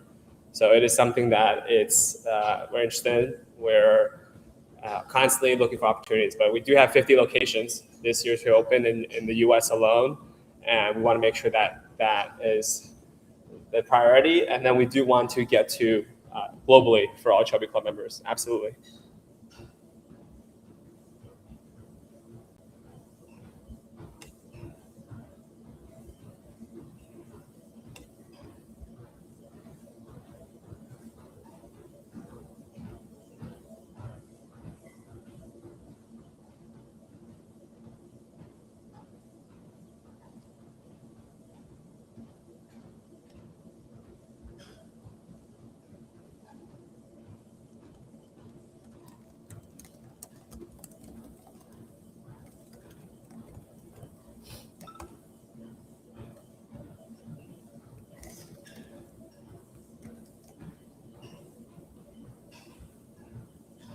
Bam Bam.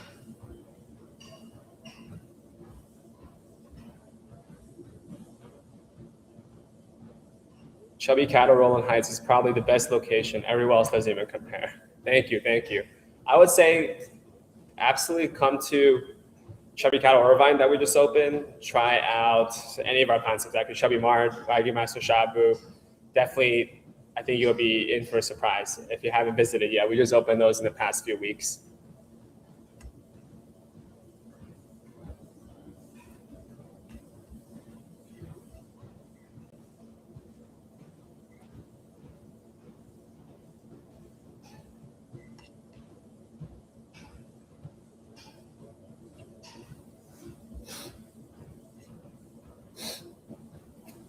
We franchise, we do joint venture partnerships where we actually work with local operators.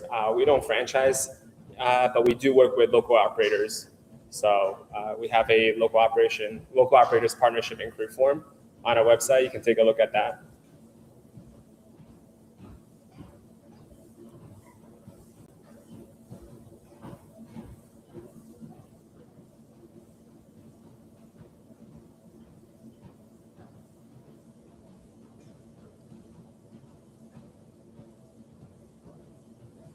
Yeah, Alexander, we're going to take a look at it for sure. It's our plan to be in Europe. I think the Asian food scene in Europe is fantastic. I think we want to get there with our experiences.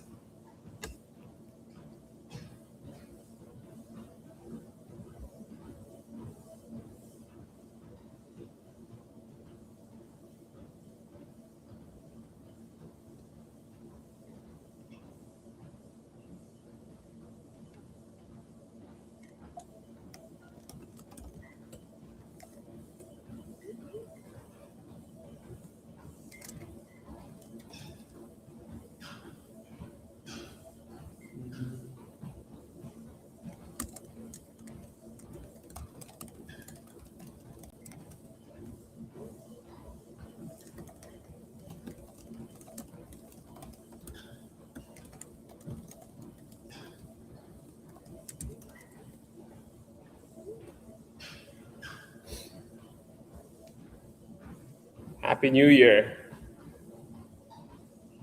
Heaven, heaven, Jolene. Oh yeah, this is for you. We're just sharing what the behind the scene, the boring life of what entrepreneurship looks like at 5 a.m., 3 a.m. now, finishing up a mile while working. That's the day to day. And also to answer any questions, to engage. I know it's late, so for anyone that wants to tune in and just chat and ask anything, have any conversations, we're here.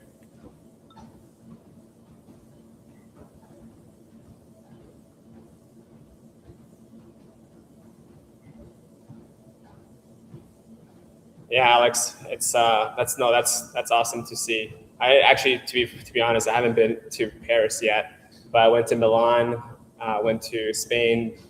All of these places have great opportunities and for a superior dining experience that we should be there for. So we want to introduce that for sure to the European market.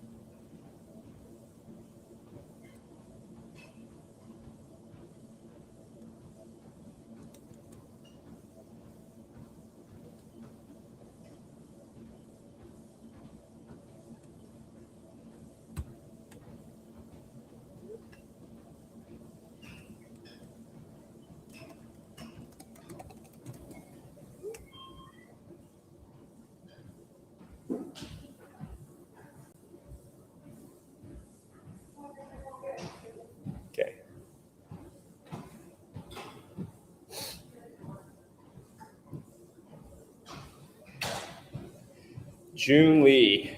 Wow, still on. Okay. I'm glad some of you are staying on. That's cool. What's a good amount of money needed to start up a restaurant with partnership? So we have different partnership deals with, you can feel free to DM us. Different restaurants have different build out budget, so it depends. But operators we work with, they have years of experience. So they have years of experience operating 10 to 15 restaurants in their region for our joint ventures.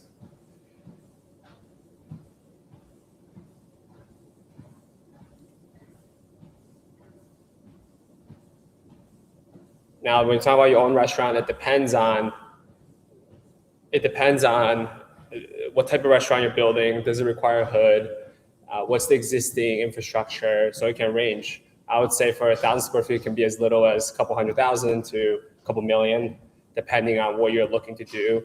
With what we have at barbecue, because the table infrastructure is actually quite expensive, because you have to build out the mechanical, electrical, and plumbing that's ready for hot pot and barbecue concepts, versus for like hand roll, it'd be much easier. So it really depends on your concept, and that dictates what the cost of build out is.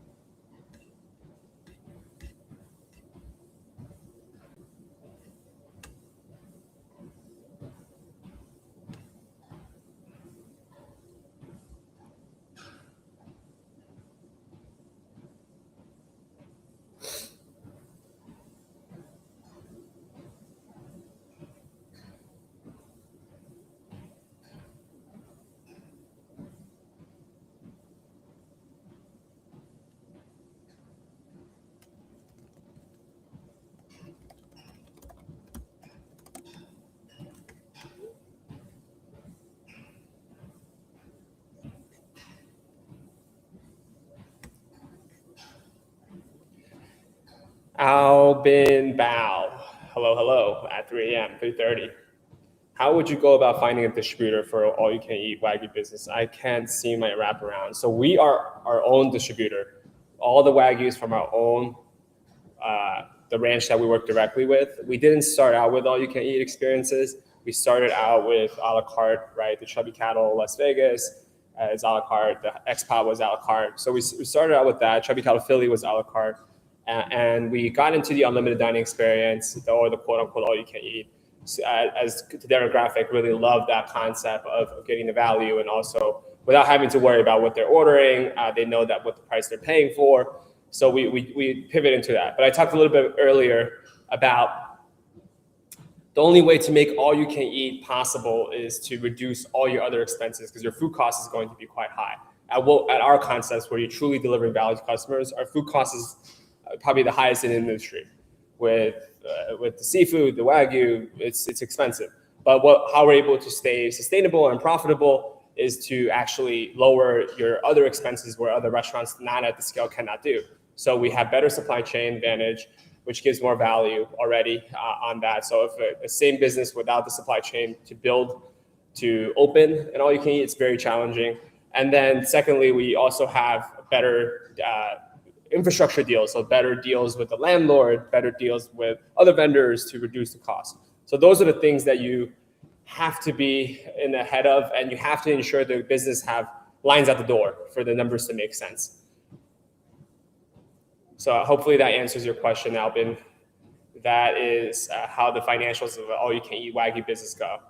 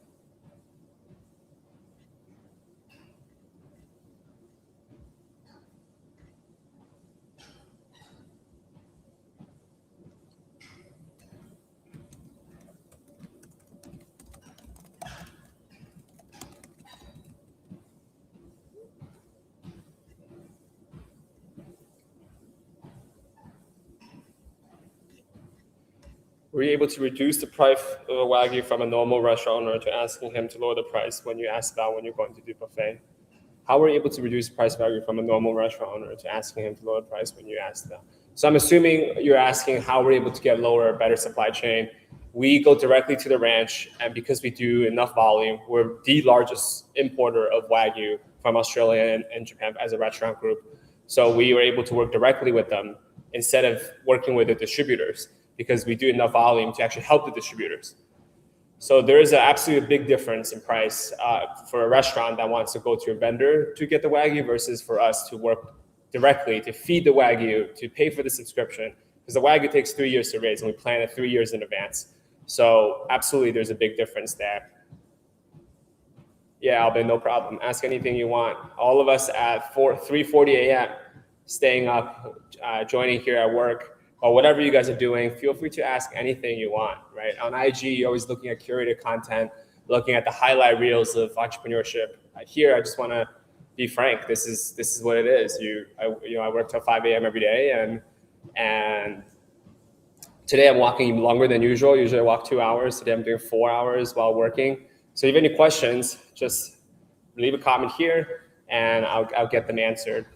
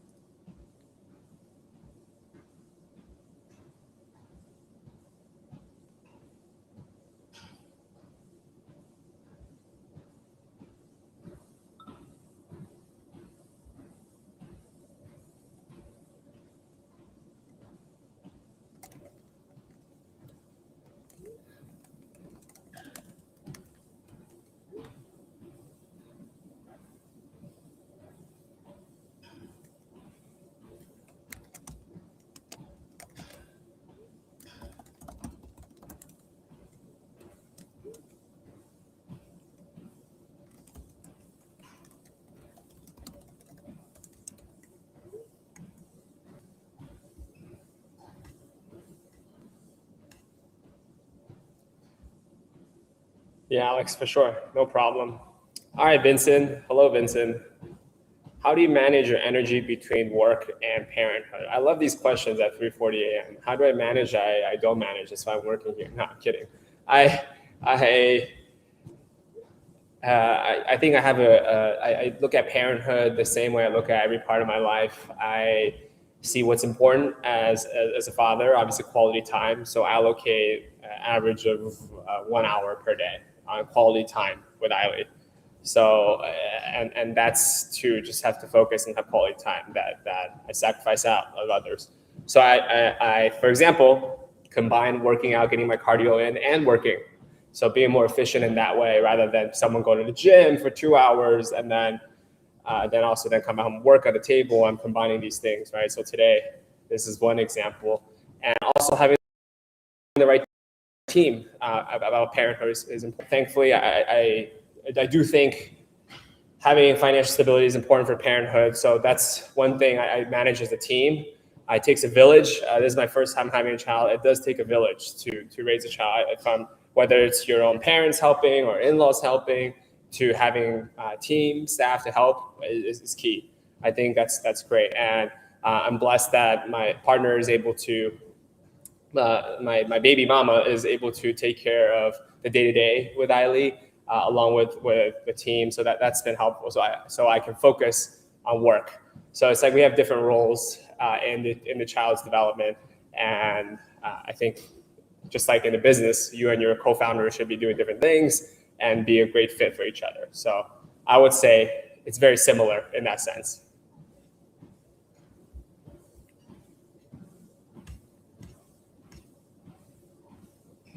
Oh, let's see what happened here.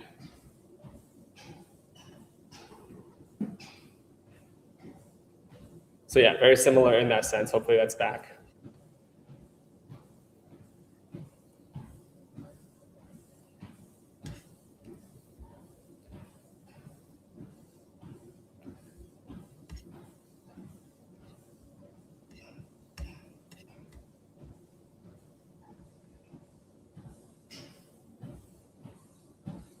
Finding the best partnership co-worker, co-business owner is the most important key. Yeah, absolutely. I think finding the best partnership, co-worker, co-business owner is the most important key for sure. Co-founder, I think the luckiest part of the entire venture has definitely been able to find a co-founder that had very similar mindset and work ethic and communication style. The fact that we both work 24/7 is, I think, a huge part. We didn't know at the time, but huge part of where we are today. And being obsessed with our work is a huge part of that. And same for raising a kid. You gotta make sure that you and your partner are aligned on what you want to teach the kid, what's important. So you guys should discuss all of that prior. And obviously that's what's important in your dating process. If you want to have a child, I think that's communication is really important. Was it difficult to integrate the NFT benefits with all of these concepts? If you had a chance to read the post, and would you make any changes? Absolutely. It was extremely difficult to build out a platform to get all of our customers, to get the operators on board, to train all the GMs. It's actually not just the technology, but to train all of our staff to accept, to utilize the system, and to figure out what for the customer's perspective, how that lifetime membership would be, just like our Chubby Club Plus membership, what that benefit would be. Then the technology component is challenging, the operation is challenging.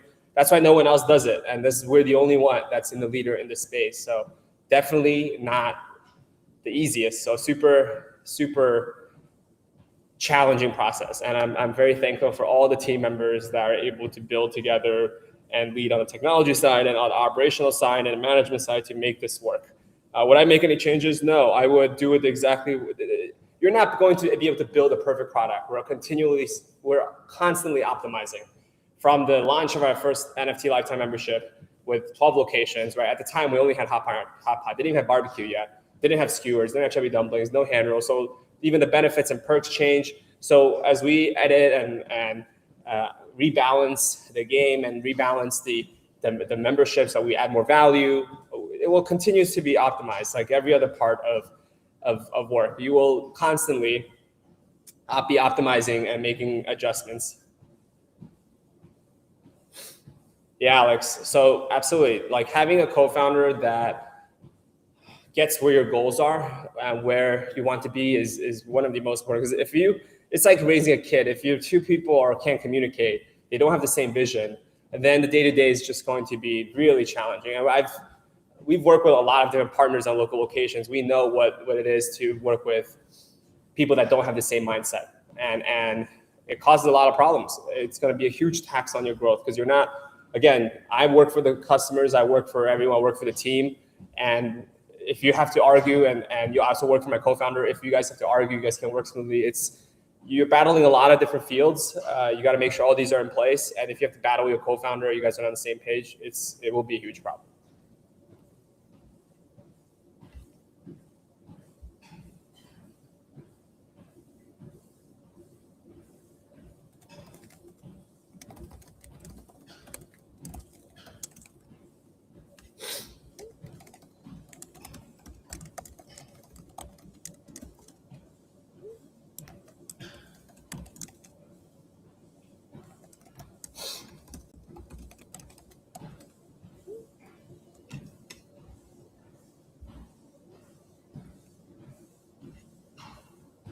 Yeah, for all of you joining at 4 a.m., if you haven't been already, we're walking 13 miles today, which is about a half a marathon, while working to show the behind the scenes of what it's like of entrepreneur. That's my day to day. I am working on a laptop or a computer and taking on meetings during the day, and at nighttime, I'm doing deep ops. So drop by any questions, say anything you want. Really get to engage with the audience, with you guys, with the Chubby Club fam, and you always see curated content. And I thought this is a great way, another channel to just chat, dial in at 4 a.m.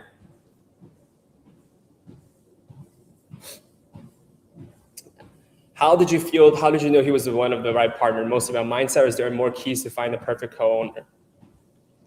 The two things that come top of my mind, okay?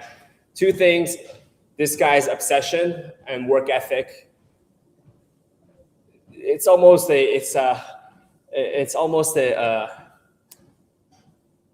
having a great co-founder might not be having the best,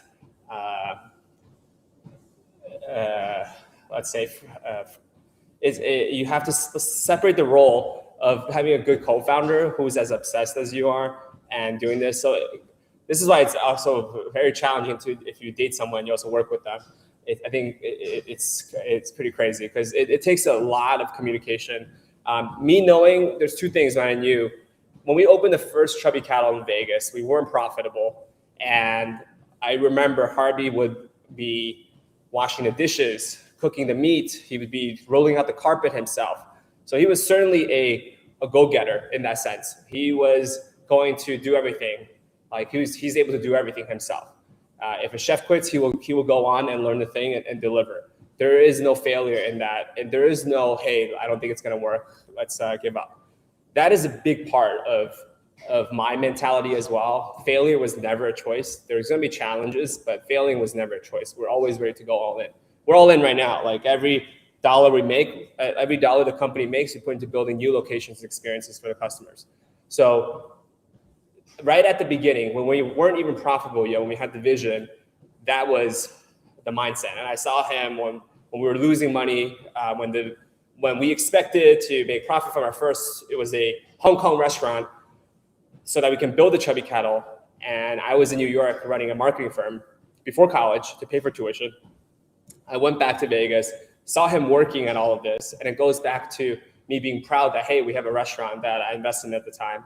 And seeing this guy just works at all these different shifts, not taking a salary, and to ensure that it will become successful. That is when I saw that, hey, this is the partner that I want, is that type of obsession. It's not about going have fun and just do this. No, he understood what it takes. He worked at the restaurants and he understands it's not a sexy thing. It's a day-to-day grind, okay? It's almost a psychological.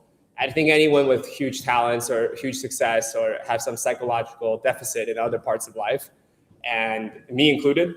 So I would say that being aware of that, that's showing that you have a good co-founder. You guys can communicate. You see the long-term vision. They can be in the grind with you, and that's been a huge part. June Lee, is there any other concept coming to the Atlanta area? Yes, we are searching for chubby skewers. We will continue to build out concepts. We're in discussions about the opportunities in Atlanta. But right now we have four locations in Atlanta that opened last year, which is pretty crazy. From a new market to opening 4 locations, we have Chubby Cattle Shabu, we have Chubby Cattle Barbecue, we have Chubby Cattle a Wagyu house as well in Atlanta, in Dunwoody. So absolutely, well, we'll continue to bring out more concepts.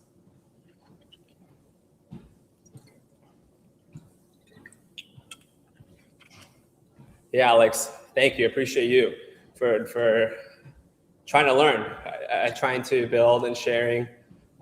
We wouldn't be where we are today without all of that. And I just want to be raw and transparent. This is who I am day to day, and want to share as much of the behind the scenes as possible, and happy to answer anything.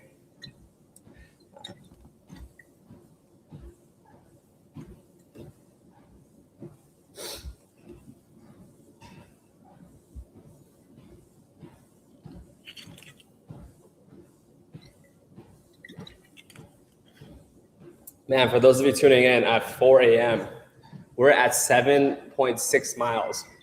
So about 6 more miles to go. And it's pretty crazy to talk to hundreds of you in the past few 2 hours. And it's really cool. I think I definitely want to try this more first time during a stream to show the life behind the scene. See what you guys are up to, what questions you guys have. It's good to be here.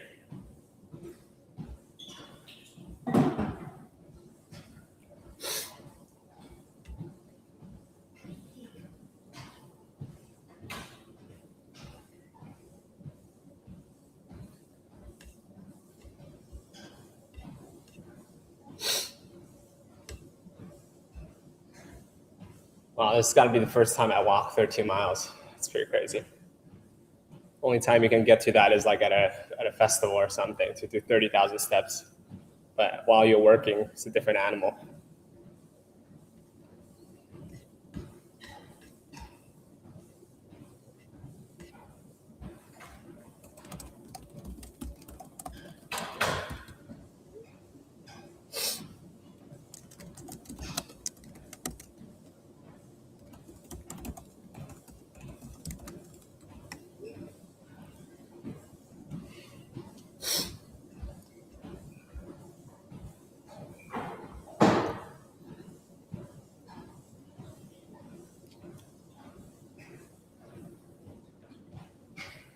She go to sleep? She's okay?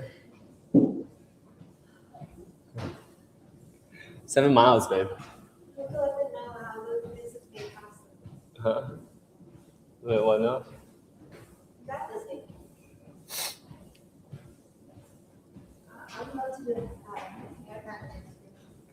Do a marathon next year? I think I can walk a marathon. Because this is about half. This is a quarter marathon.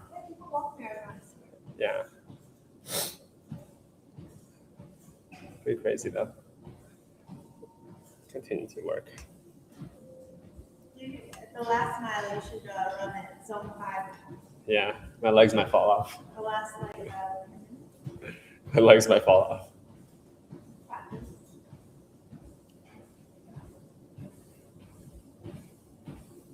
How is Instagram connecting to questions? Oh, the live has questions. I have YouTube questions, I have Twitch questions, just to set it up. It's cool. Yeah. And doing an ungodly hour. What's up, Jordan? Grind doesn't stop. The fam is up at 4 a.m. Yes, yes. Hope all is well with you. It's an everyday thing to 5 a.m. June, very inspired by your work. Thank you for everything. What is some advice you have for a younger generation who want to be in a position like you one day? The best advice is to start doing now, because I don't think I planned to be where I was. I do know I continue want to provide value for people and just take on a lot of L's day to day and just keep trying, but never giving up. Find yourself a great team, find a great purpose, and build for a product that you really enjoy in. I think that's key, June. And once you continue to grind, I really do think with enough hard work, the time goes and you get there. That is my best advice. And then on technical entrepreneurship, I mean, we can go through a lot of different things. But on just in general sense of whatever field that you want to get into, whether it's music, gaming, whatever it is, I do think grit is the biggest adapter. And the ability to never stand down and continue that obsession and time.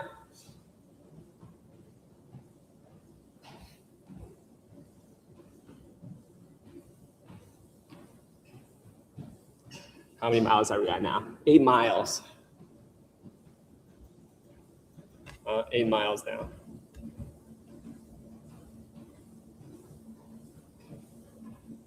How's your legs feel?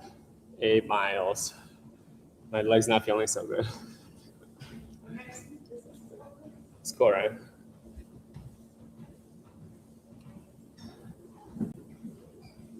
More than halfway there. Oh, yeah.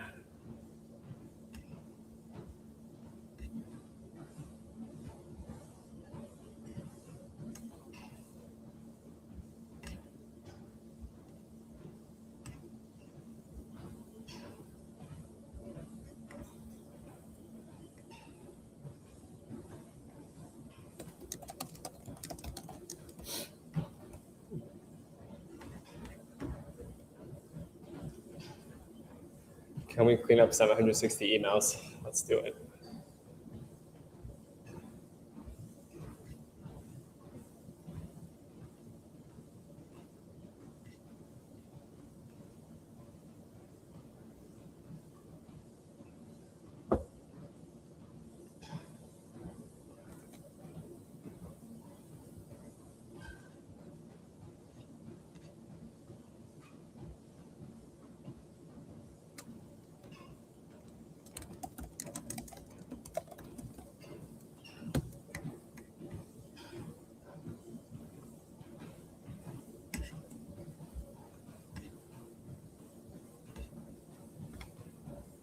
I'm in the clothing business and I always wanted to go into the restaurant business, but never got a chance to, didn't find the right partner. I just didn't find my path yet.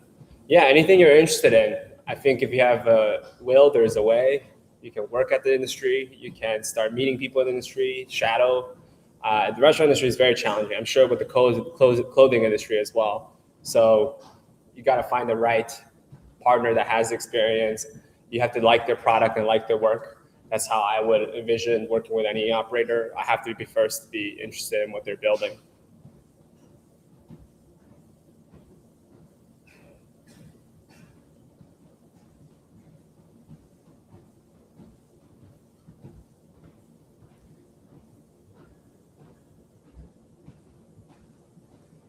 I think whatever you do, Alex, you gotta have that passion. You see the scale. I don't think it's more so about who you're selling the products to, right? When we started Chubby Cattle, no one ate hot pot. Like people, their landlord didn't even know what hot pot was, and we had to educate that to the public and get non-Asian people to the table. Like you have to have people try your food, and that's part of what we're really proud of is to bring people understand the culture and bring them closer together.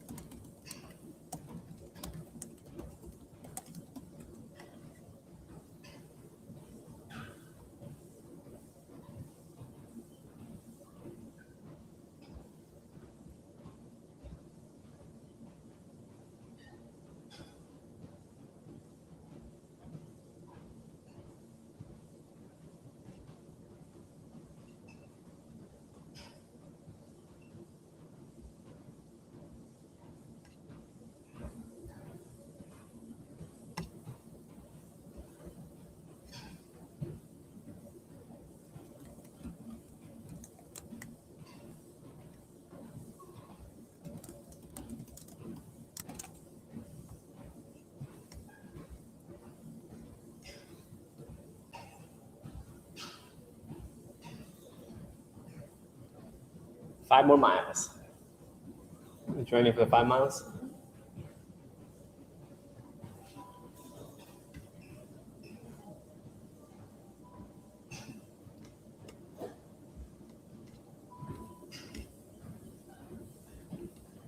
I usually do like 6 miles because I run. And then walk. Well, when I do my 1,000 calories, Yeah. it's always like up to 8 miles. 6. That's true, because I only did 600 calories. If I run and I get done with Wow, that's pretty impressive. Your legs don't burn? I get done under an hour and 40 minutes. Yeah, If I want to do fast, then like an hour and 10 minutes. it's very crazy. Your leg didn't hurt? Don't think about it. Can't think about it. Like pushing, all mental. We should train for half marathon. I think that'd be a fun thing. I think I'll lose another 10 pounds. It's about being outside, being with the community. Yeah, I'm down for that.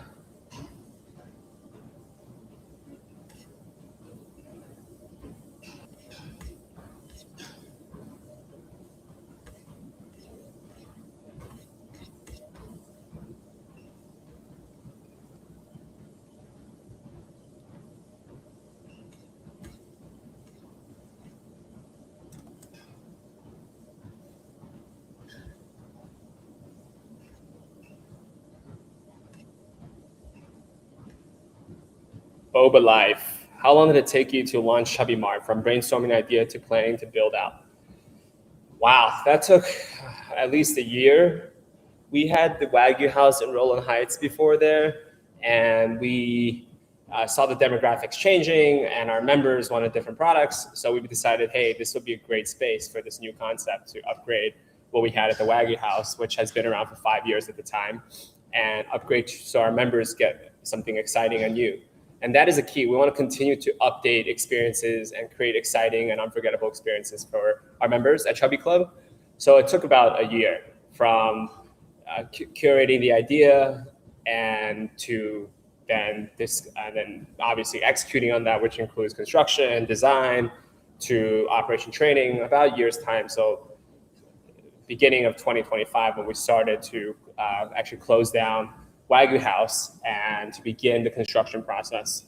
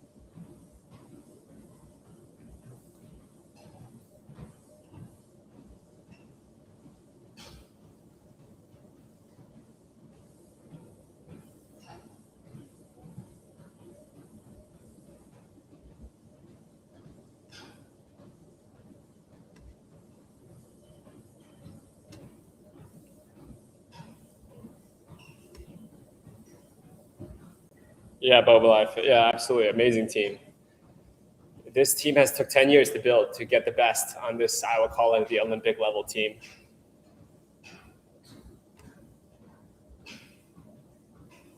It is indeed the team that is a huge differentiator. It's incredible to be able to build out concepts like that in a year.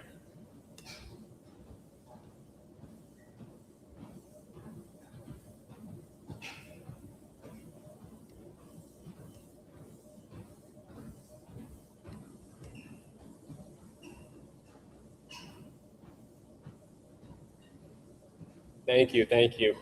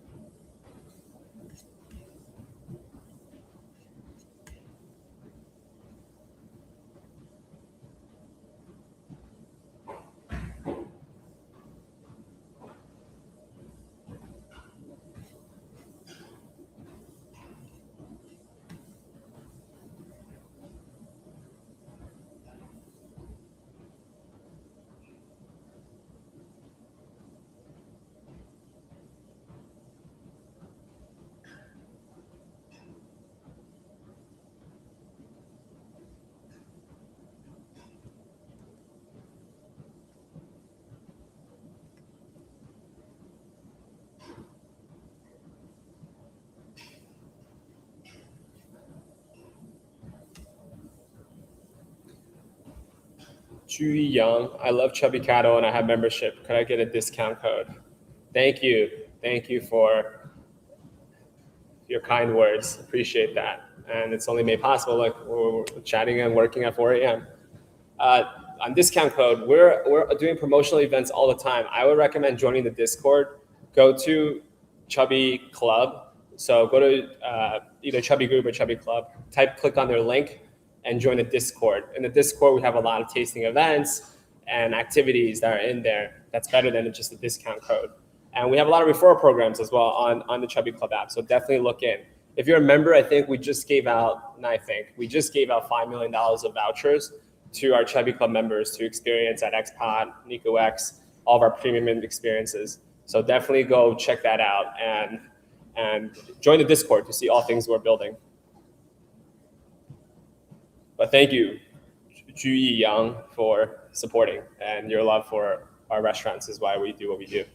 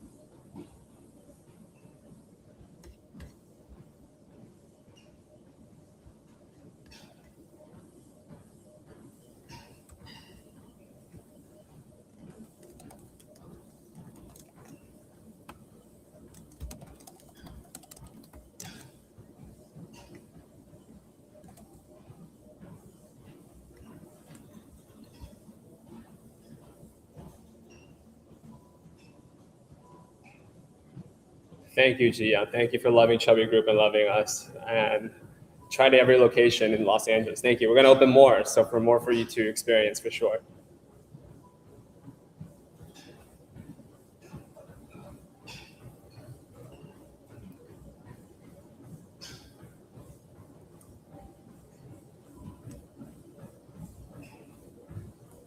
For all of you joining at 4 a.m. Eastern Time in New York, this is just to show a little bit of background of what it's like, what the boring journey it is, the day-to-day. I can answer any questions as you guys are trying to fall asleep. Answer any questions that you might have about the life of an entrepreneur, of what is behind the scene of building Chubby, or my life in general. I wanted to engage with all of you. I know a lot of you only see the curated content on my page, and this is a good opportunity. It's cool that I got to chat with many of you today over the past 2 hours. So it's been an awesome experience for sure.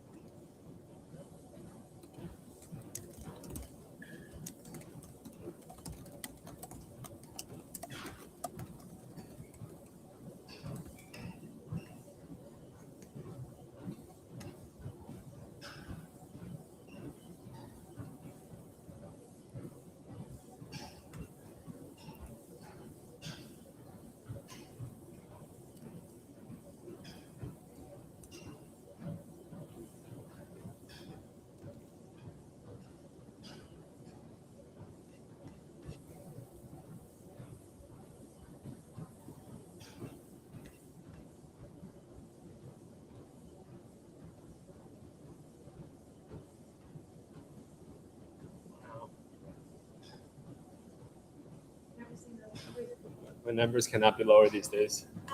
My numbers cannot be lower these days. What? Even today? Did you get the results today? Yeah, No, okay. I think I ran yesterday.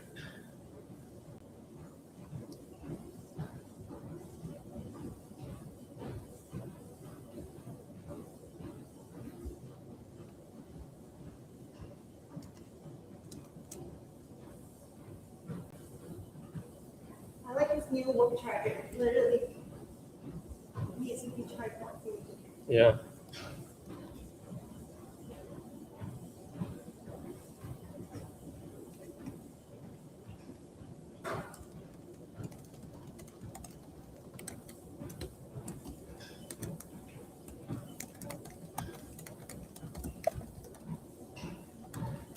Remember the mic on the thing? Tired? All right, we got another question.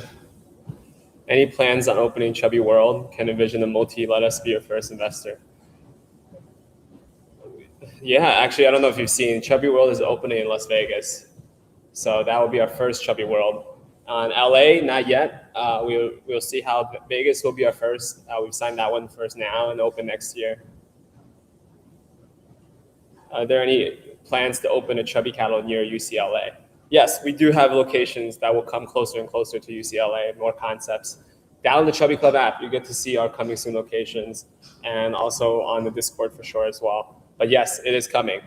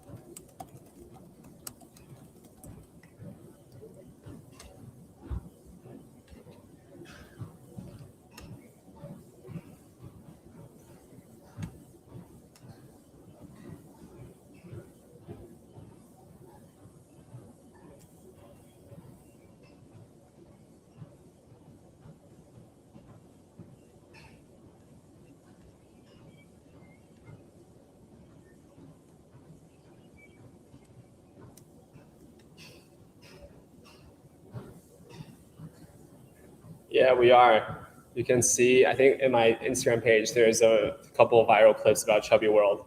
We'll share more about it. Some creators made some just on articles. They found out we signed a lease, so they posted about some of their ideas of rendering that they found. But this is where we're going to post the official rendering very soon. Oh, you didn't know that we're opening? You just came up with the name. That's crazy.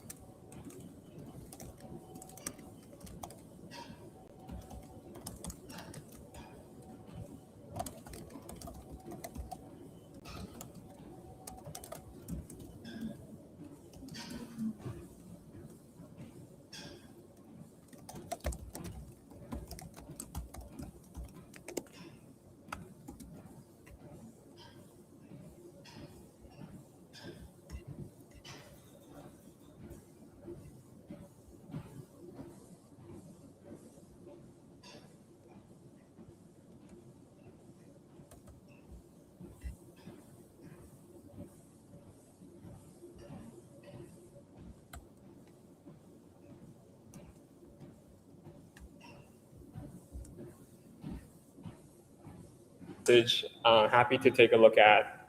Always happy to give insight as much as I can. I also book intro calls. This is my way of sharing as much. So definitely feel free to shoot a DM. Happy to give any insight that I have to anybody that's in the startup space or entrepreneurship journey.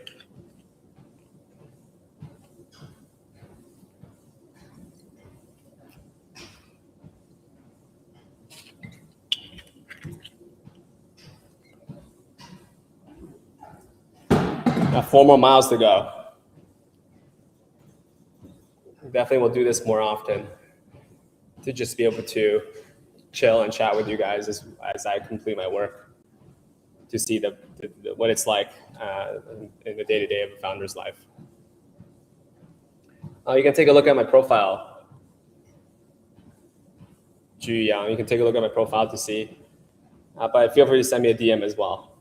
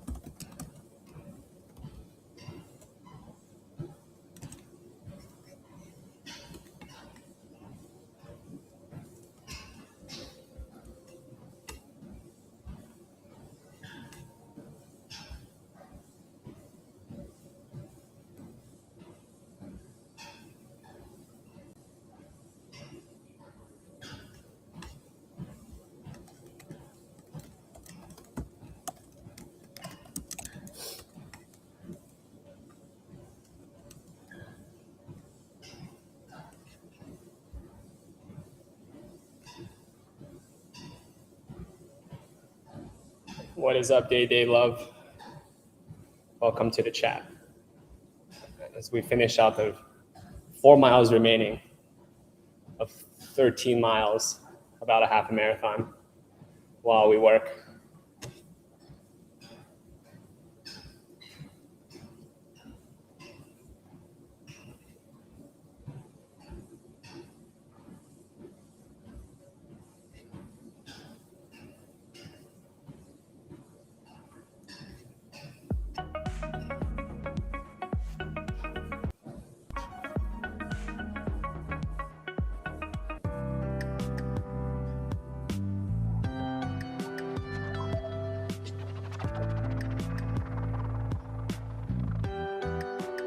I tried one last week. I loved it.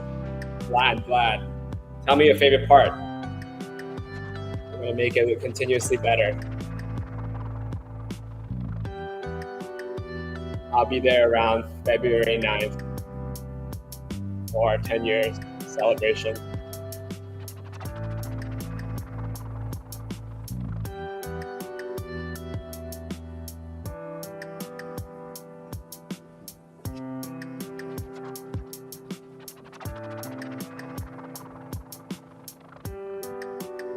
I wonder if this is morning for some of you or nighttime.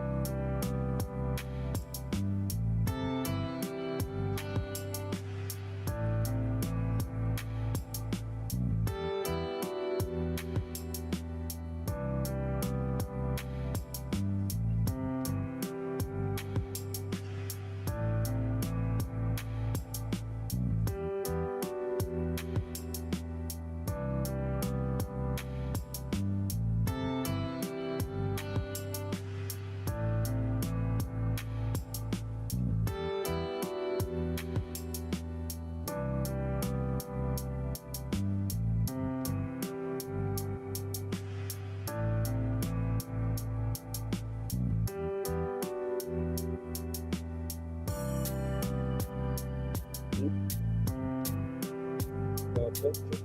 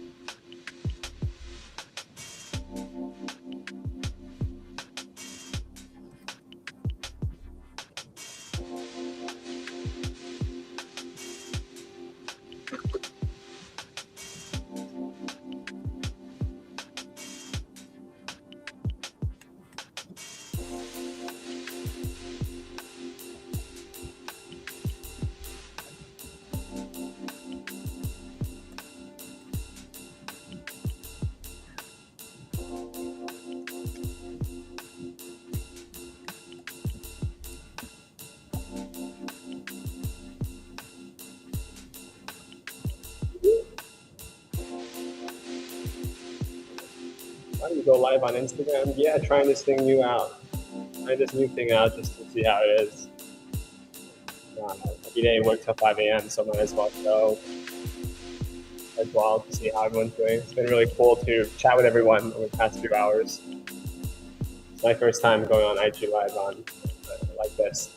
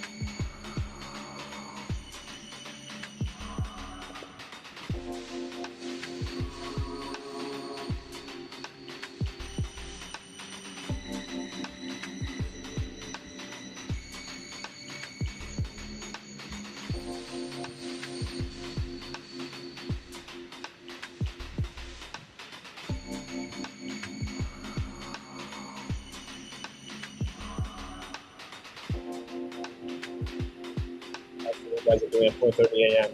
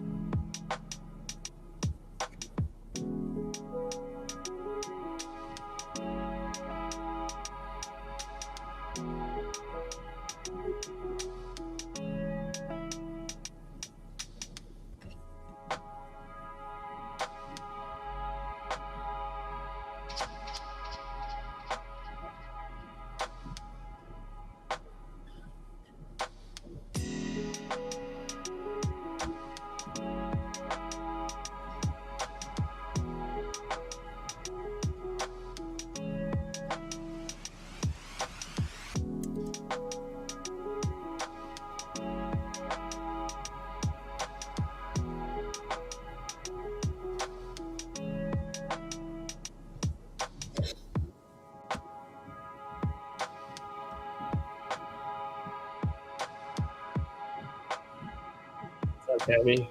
Catch up on work. I'll see you guys soon. I'm out to LA.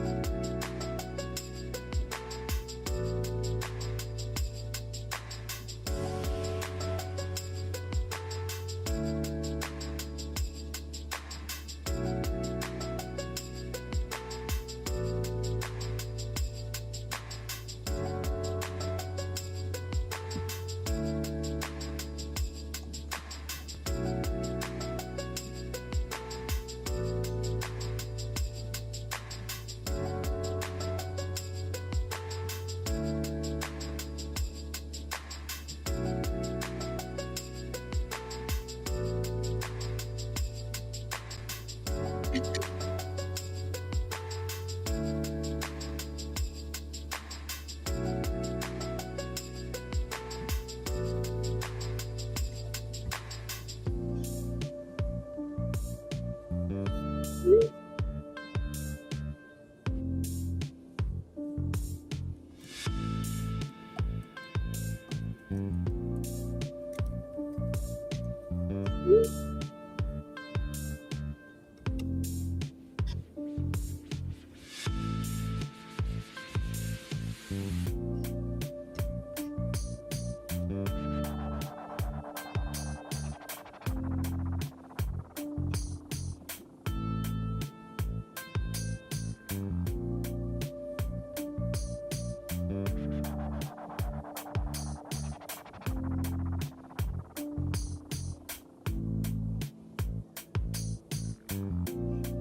lot of you up at 4:50 a.m.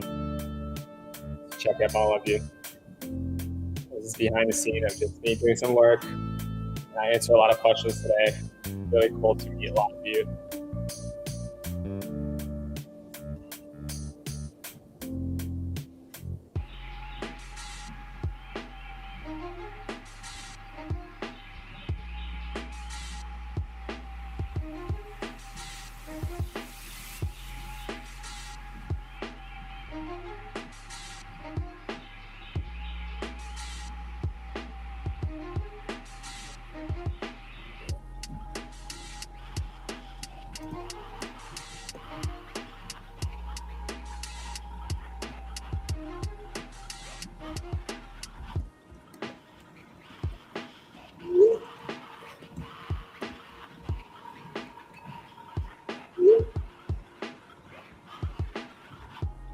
What you're watching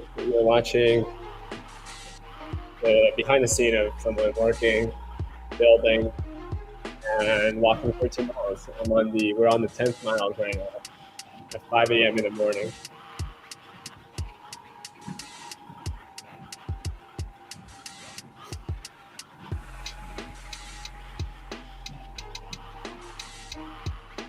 Happy to answer any questions. Trying out this new stream thing while I work, just to engage with the community as we build out all these locations.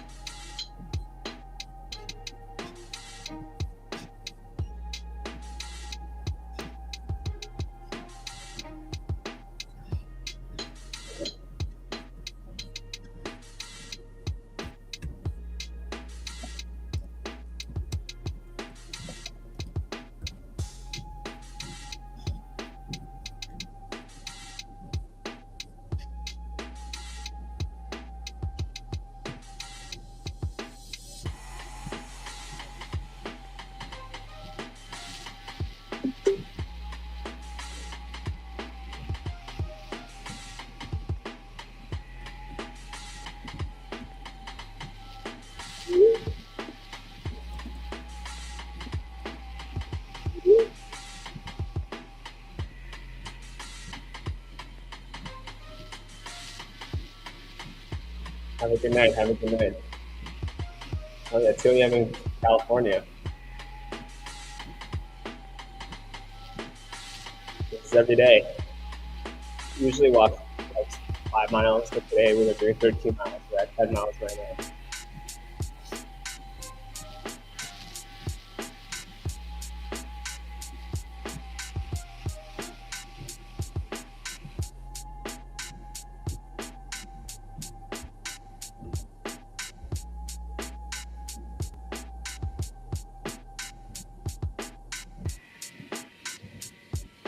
Cloud MPC.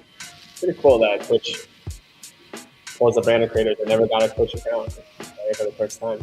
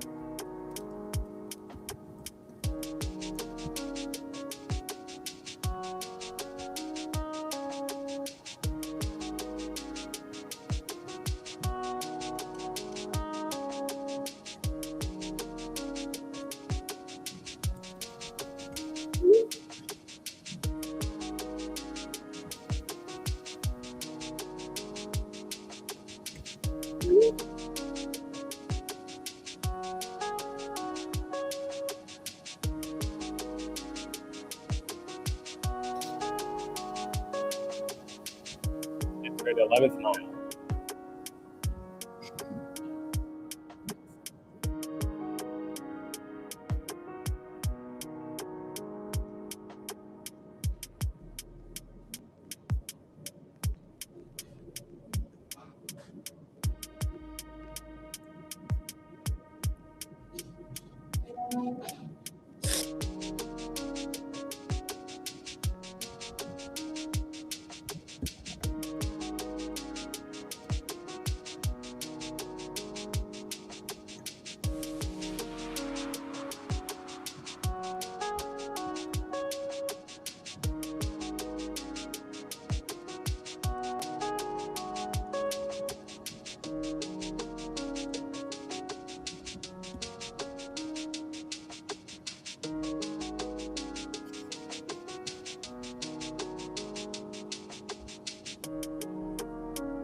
Great chatting. Have a good night.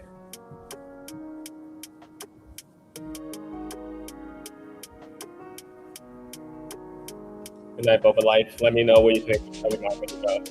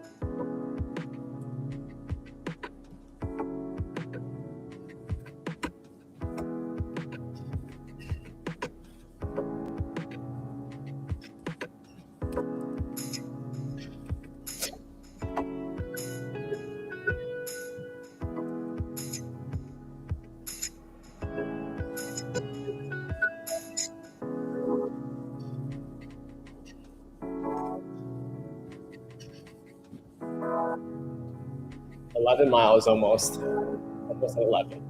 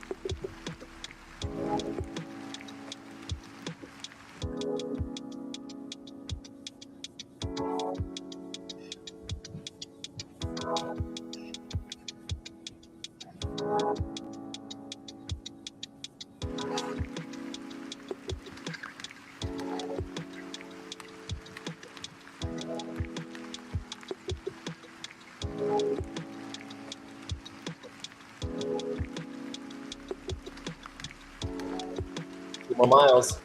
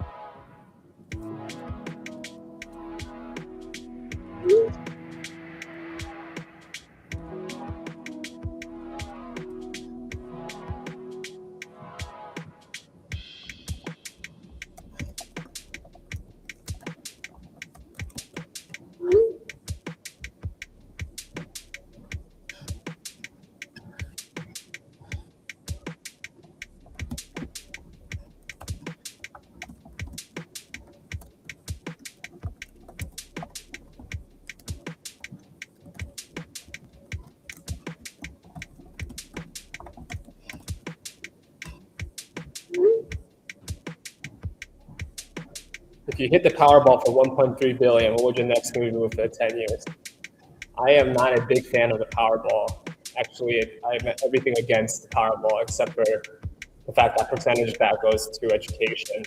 I don't know how well they use it. It might as well be better for other purposes to give back directly. This makes no sense to have Powerball because it defeats the purpose. The American dream, or the dream in general, not the American dream, the dream in general should be you building value for people. That's where the comes from. The ability to be able to provide and the ability for you to hunt in a human way. So I wouldn't want to win the Powerball. It's not about, it gives you the raw mindset about what joy is and what the human experience should be. So if you win the Powerball, I don't think you end up becoming happier. You might be happy for 2 months, really excited, your lifestyle change. But who you are deep down won't change. Sure, your quality of life could be better, but this will give you that goes away in about a month, 2 months, maybe 6, maybe a year. After that, you start to figure out who are you. This is one you got here where you are from money, from Powerball, from luck of draw, but it's really the value that the journey. It's like imagine you're playing a game.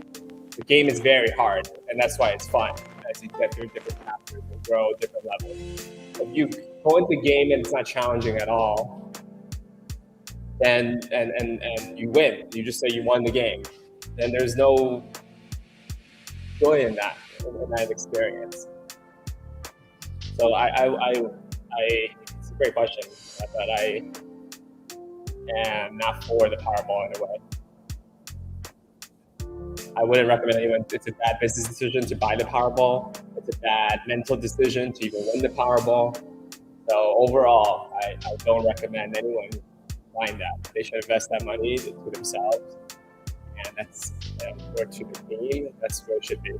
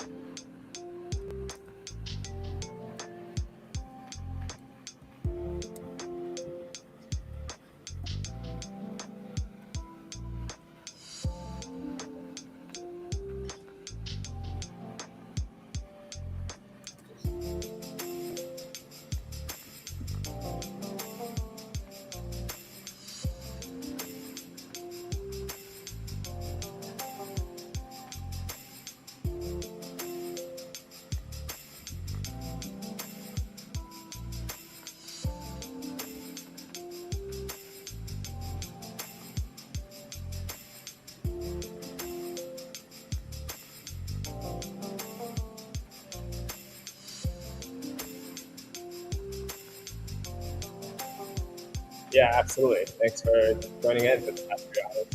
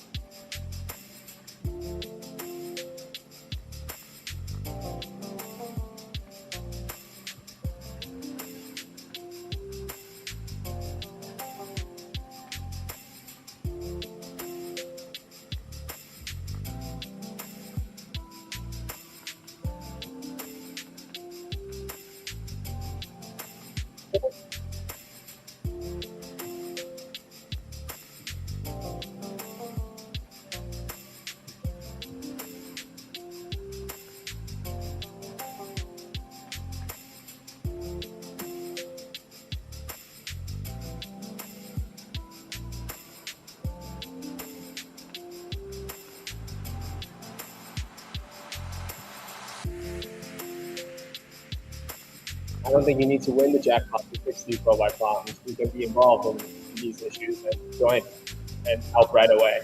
I think that might be the better solution than thinking to win a jackpot then to help. We can help every day in our own ways.